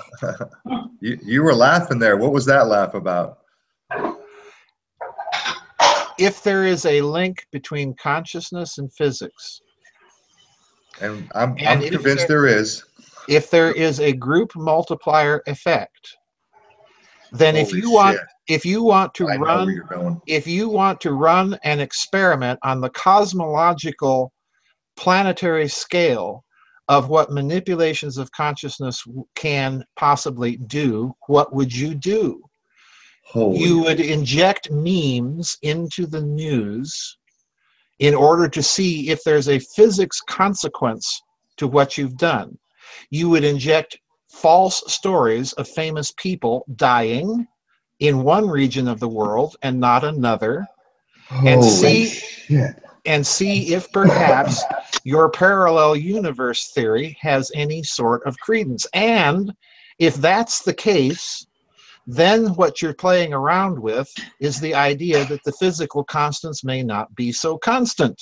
And guess who formulates some of those theories? A guy by the name of Pascual Jordan, a quantum physicist in Nazi Germany, by the way. Of course. Of course. A guy who was so well known in the theoretical physics field that everyone thought he was a shoo-in for the Nobel Prize, but oh, lo and behold, we can't give the Nobel Prize to a Nazi, and an unrepentant one at that. So yeah, would you run big data correlation experiments by manipulating news in Now, that fashion? I've heard you talk about data correlation experiments in that way on other interviews, but for some reason it just clicked with me. You said something about, you went a little further this time, and regarding injecting memes into the news.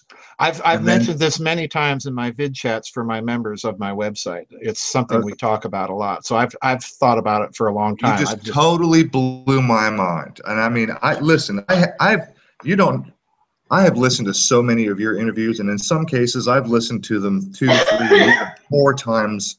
And I'm talking 2 and 3 hour interviews, because that's what I do. I just have all day long to do that, whether I'm home or whether I'm working or whether I'm driving. So that's all I do all day long, is listen to interviews. And since we've had you scheduled, that's pretty much all I've done, is listen to your interviews. And you just put that in a way this time that you've not put in other interviews, and you just totally blew my mind. And I get it. I get it on a level that I struggled, because I've heard you talk about this data correlation experiments, and I've always really wondered what exactly kind of data correlation, and that right there just brought it home. They're playing around with cosmological things, and they're doing it in a very careful, in my opinion, it's pure speculation, they're doing it in a very cautious, deliberate sort of way. They're tinkering with consciousness. They're tinkering with mass consciousness in a way that is way beyond. Well, wait till you read the 9/11 book. KGB mind control and the MK Ultra. They're tinkering with mass consciousness. Yes.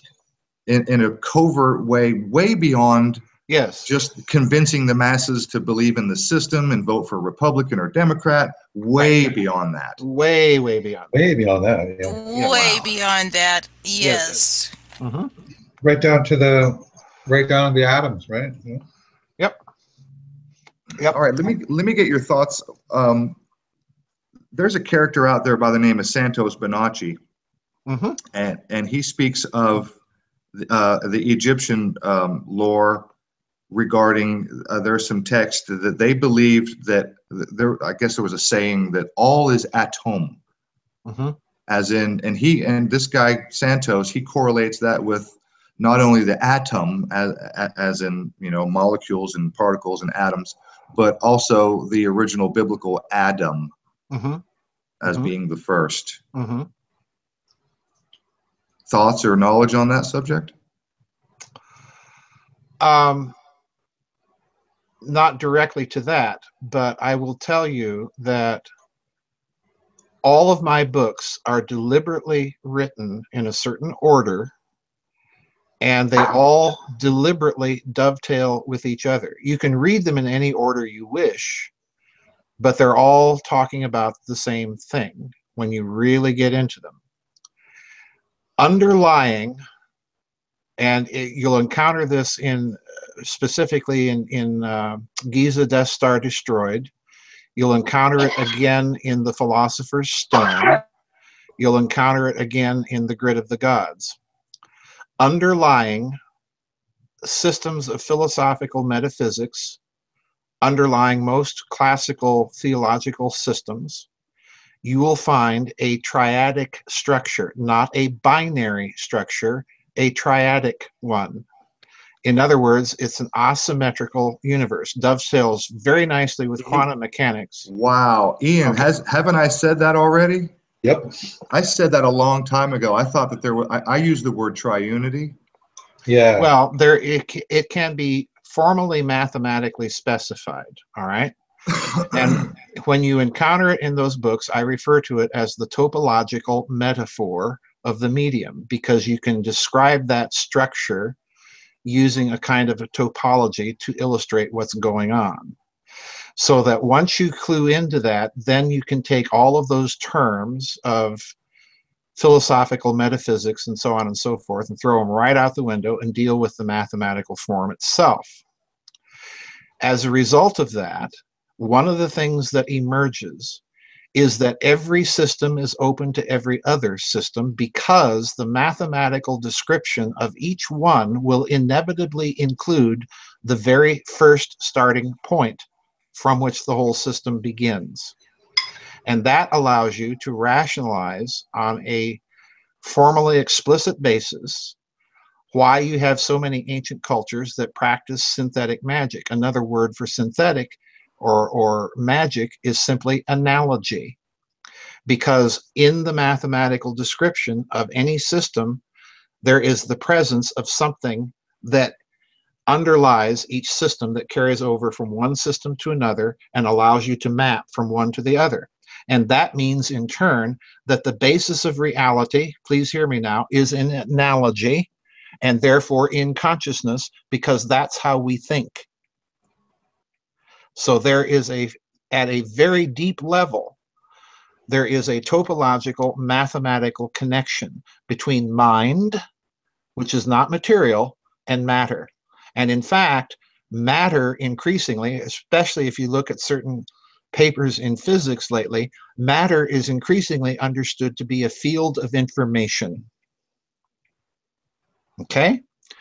Once you get to that point, then yes, you can say we can twist that magic and use it for social engineering purposes, for injecting memes, for playing with cosmological consequences of changes in mass consciousness.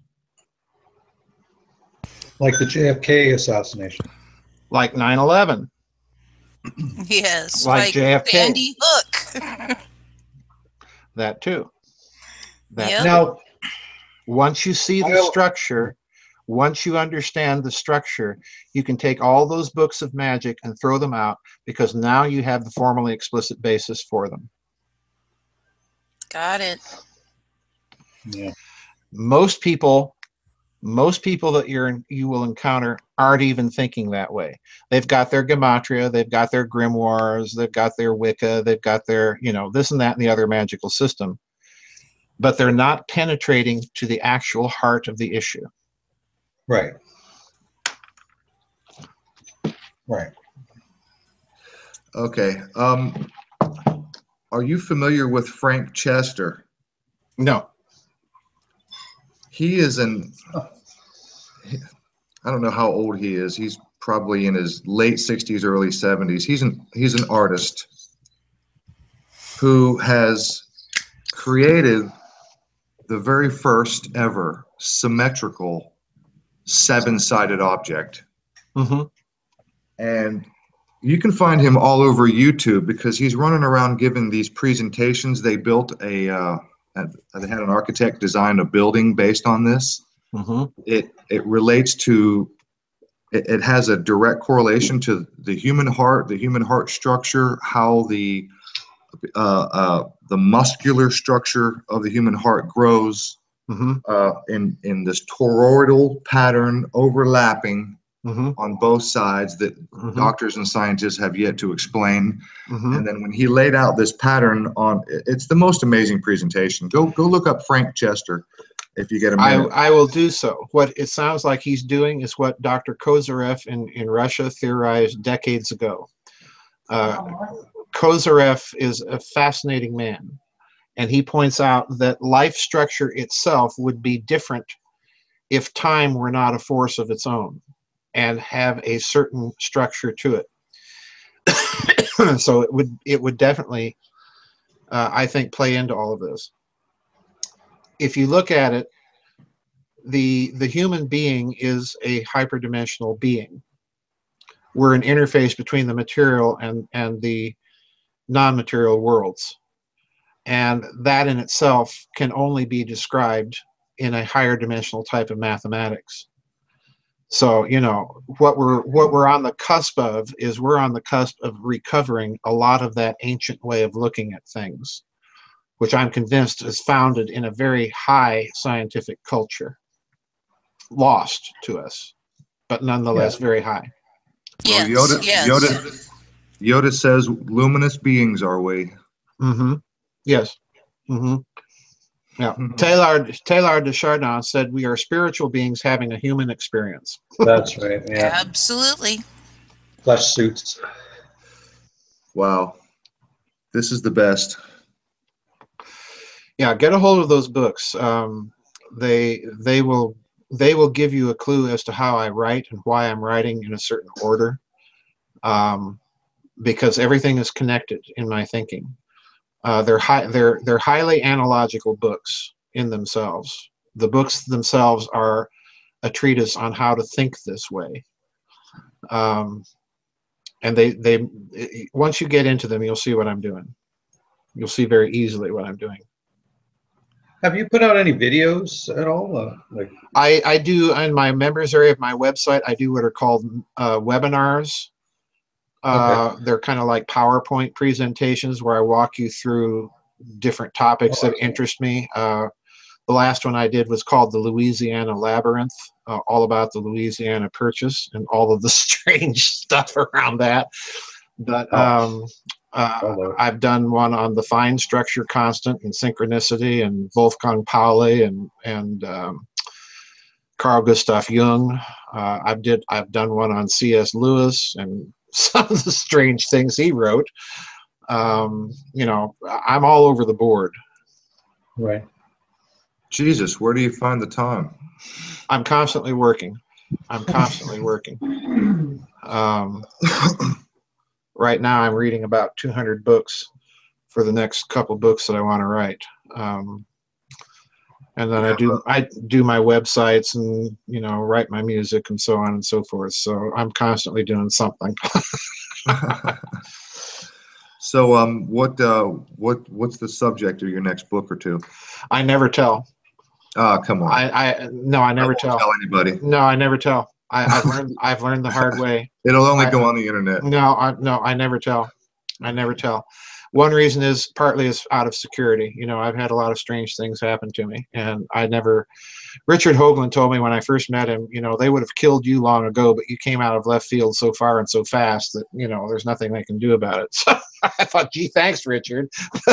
Well, that answers one question that I've been asked, because I've talked to people about you and mentioned your name and recited some of your findings, and I've been asked, well, why isn't this guy dead? And the reason I gave was, well, he might be probably closer than anybody, or as close as anybody could get on the outside, that is. But, you know, it's the difference between being John Lennon and having 100 million people at your disposal who are hanging on your every word. I mean, this is a small show, and although we've only got a few viewers right now, in a week or two, you know, this will be seen a couple of thousand times. So you may as well consider yourself speaking to a conference, a large one, and, you know, give it more time, and it'll be that many more views. I'm sure you know how the internet works, but the point is, it's not John Lennon. You're not on the level. You know what I mean? I mean, literally, John Lennon had hundreds of millions of people that would have bowed if he said bow. I mean, if he said we're going this way, that's where they would all go. So I've heard the explanation that first it's a matter of who's listening and who's hearing. Well, I definitely think they're listening. Like I say, I've had a lot of strange things happen to me. I've had mail opened, phone taps. I've been in interviews where I mention the subject and we go completely dead. What's the subject? Yeah, I've had the most recent time that happened to us was on Richard Hoagland's show, and everything. I mean, everything here just shut down. I've had to move several times. I've had to take former FBI people with me to certain conferences because of groupies, and And most recently, I've had some very strange contacts that indicate, yeah, they're definitely watching. Really? So yeah, so I don't say what I'm going to do. You had some agent provocateurs at any conferences? Oh, absolutely. I've had to buy books on Amazon that I'm really not researching in the subject area just to throw people off of what I'm doing, what I'm actually doing. I tell no one. And I've even told my publisher, don't tell anyone what I'm doing until the book is actually in your hands, and then I'll talk about it. So, wow. Color me paranoid, but, but that's what I do. Well, you're in the right place, so we don't mind. I mean, we get it. Can you see my screen right now, guys? Yes. This is on the Masonic Hall in Philadelphia on the wall. Mm-hmm. Mm-hmm. And this relates right into what you're saying, right? About the to a certain extent, the rotating current, right? To a certain extent. Years ago, one of the strange things that happened to me is I was contacted by someone in Norway, let's just put it that way, emailed me out of the clear blue and said, oh, we've been following your work for some time. We're convinced that you know things that you're not telling, and we know things that we think would be useful to you, but we want to initiate you into our secret society, pay your way over to Norway so that we can do that and talk about all this. And I wrote back to them that there's nothing you can tell me that I don't know. Thanks. It was a fishing expedition. I've had at one conference, I've had a former Air Force Office of Special Investigations, Treasury, FBI guy talk to me all night trying to recruit me. I've had it all. I've seen it all. So well, that's what happens when you reach that level.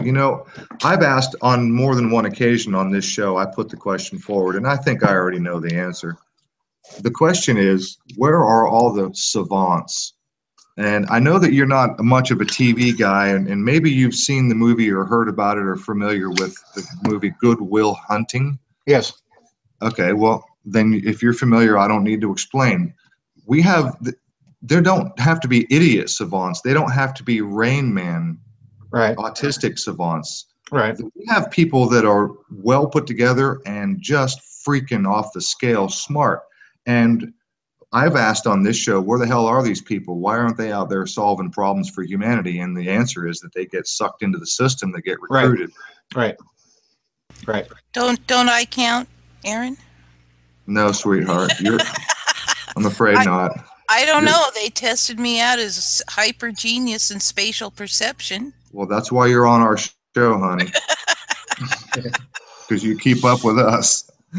Yeah, they get recruited at a very early age. Absolutely. Absolutely. Wow. Well, Dr. Farrell, any more questions, you guys? Is anybody in the chat? I haven't been watching the chat box. I'm sorry, guys. I haven't seen any more questions come up. Okay. Well, good enough, guys. I'll call it a night. Thanks for having me back on. Yeah, that was 45 minutes of the best overtime ever, Dr. Joseph Farrell. Thank you so much. You're welcome, guys. Just let me know when you want me back. Thank you so much. By the way, I sent you a connection request on Skype, and if you feel inclined, okay, you'll find me. I'm the only one here with Skype, so that's why I don't, I'll connect you, but truth be told, I don't often, my Skype is open, but I'm very seldom watching it. The way to get a hold of me is through email. Okay. That's the way that everybody has to get a hold of me. I don't give out my phone number for reasons, unless I know people. Yeah. Oh, I don't like people to know where I'm at, But yep. Like I say, I've had to move several times. But anyway, that's how to get a hold of me. Okay. All right. Thanks again so much. Mm-hmm. Okay, thank you, guys. Thank you again. It's been amazing. Thank you. Mm-hmm. Bye-bye. Dudes, unfreaking believable. That was amazing. Absolutely awesome. It was an utter joy to have him on. Man, I tell you what. It would be good. It was better than I thought. It was fantastic. I'm giddy. What can I say? Wow. Are we going to be hanging here much I longer? had Because I'd like to cruise out to have another fix. Well, go have a I had cigarette. to I'm Because not going it's to hang been around much longer, but I will hang around a few minutes. okay. All right. I'll be back. I had it spinning. Dude, Ian. Okay, we should shut down the live.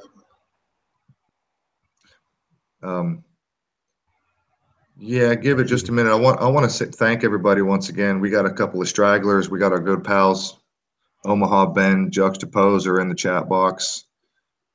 Michael Corbin hung around or showed up, and Omaha's had some questions.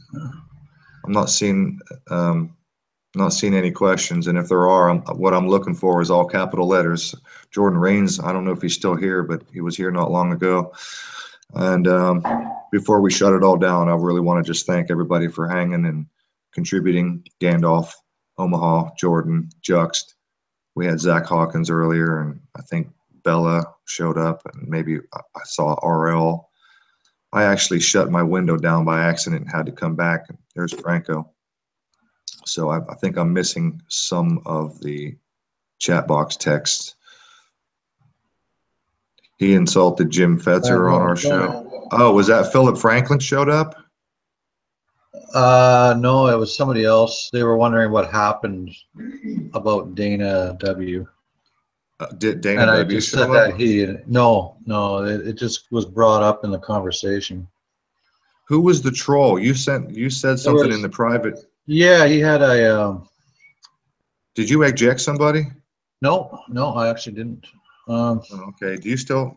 Okay. I'm just going all the way back here. Yeah. Hey, Free Bethlehem! You changed your icon. I didn't recognize you. Mike, we're gonna get you in here, man. Maybe next week, but I want to talk to you again.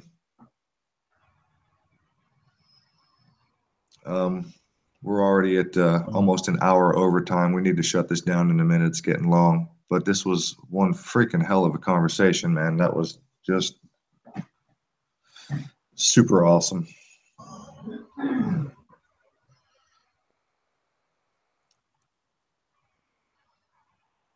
So Mike was listening, but he didn't say anything in the chat. I don't know how long you were hanging around, Mike, but damn, it was a good show. Who else was in the chat? For a while. Like I said, I It was accidentally. just no names 000. Oh. That's who it was. Hey, he said, did they read the chat at all? And then we both said, yeah. And you know what? Let's do what we did that other time. Since look, I accidentally shut my window down, and when I came back, all the chat conversation was gone. So why don't you do a screen share, and then slowly scroll through the chat so that I can go back and read it later. all right. I can pause the video. You can see this? Yep.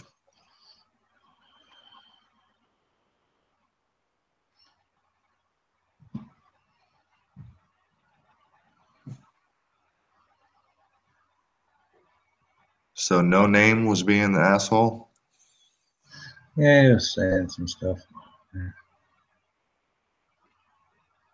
And we had the end all turn out too bad. But we're still live right now. Right? Yeah. We need to be live because I want to record that chat. I want to record the chat conversation, and I'll go read it later.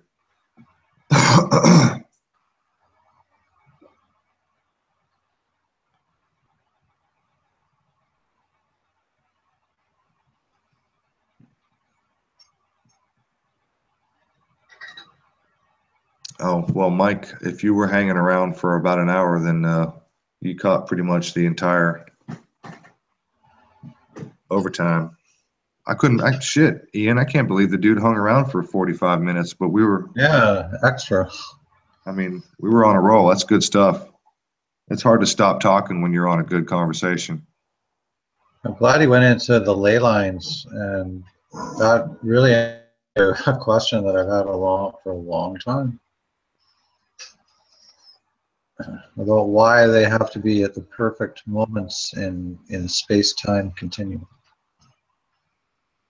Why you're able to do things at a certain time, certain year, you know, certain.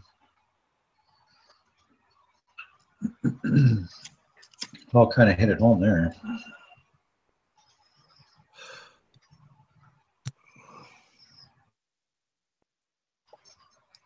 Oh boy. And he might be able to get us, well, he could at least give us a put in a good word for Catherine Austin Fitts. That'd be good. And I told you earlier, I don't really expect. Yeah, like you said, she's quite the busy lady. She's got lots going on. Well, even if we did get her, I would only ask for an hour or maybe, you know, a little bit more, hour and a half, maybe 2 hours. I wouldn't ask for her to hang around for a whole 3 hours. We're still live? Yep. Yeah, we're going through the chats, so I can go back and read the conversation later. You can scroll a little bit faster, Ian. just give it about a 1 second and then scroll the whole screen. 1, 2, scroll. 1, 2, scroll, and then I can Pause it. Yeah, I'll just pause the video and read when I come back. Yeah. Because I'm not reading it right now. I'm finishing the conversation, having a smoke, and we're gonna be out here in a moment. Well, I was like, you know, when we went past the, you know, the end of the show and we kept going, and I'm like, I really want to smoke. Yeah. But that's all right. You know, I weathered it. I could talk to that guy all day long. Oh yeah, I could too. Oh, you apparently know, we did. We just really. did. Yeah, and he showed up really early too. He showed up early, and he said 10 minutes, and he was here for Yeah. almost an hour after. He was here when I got on, and I was like 3:30 something. I mean, I gave him the link, and he was in within 5 minutes and hung around for 30 minutes before the show. Yeah, that was nice. That was nice. I was very, very glad to get to ask him about La Violette and all that. And yeah, maybe he can help us get in touch with a couple of these people that I'm not. Oh You yeah, know, I'm bashing my head trying to get these people. They're not I forgot responding. to ask him. I forgot to ask him, but I can ask him in an email. Yeah. Yeah. About Peter Levenda, because he's friends with Peter Levenda, and he references his books many times. They've been to conferences and they talk on the phone. So I'll ask him in an email if he can. Yeah, let's see. Put in a good word for Peter Levenda. So we can go ahead and cut the live feed now. Catherine Austin Fitts too. He mentioned. Well, one more time, thanks everybody in the chat box. Thanks for all our viewers. We got 11 people watching right now. You guys Awesome. go have. You guys Love go y'all. have a drink and a smoke. See you next week, same time. We'll see you guys next week. We don't have a special guest, but we got a lot to talk about. That's for sure. Well, unless we can wrangle one between now and then, we might. Yeah, we'll be just chatting. Well, we might just invite one of these regular, visitors. I want to get Mike in here. I want to talk to Mike. And, I'd like to do that next week. Get some of the people that watch us on here for their thoughts and stuff. Yeah, I think that would be awesome. Yeah. Okay, well, thanks, everybody. Love y'all. Love y'all. Love and peace, everyone. Be good. Bye, guys.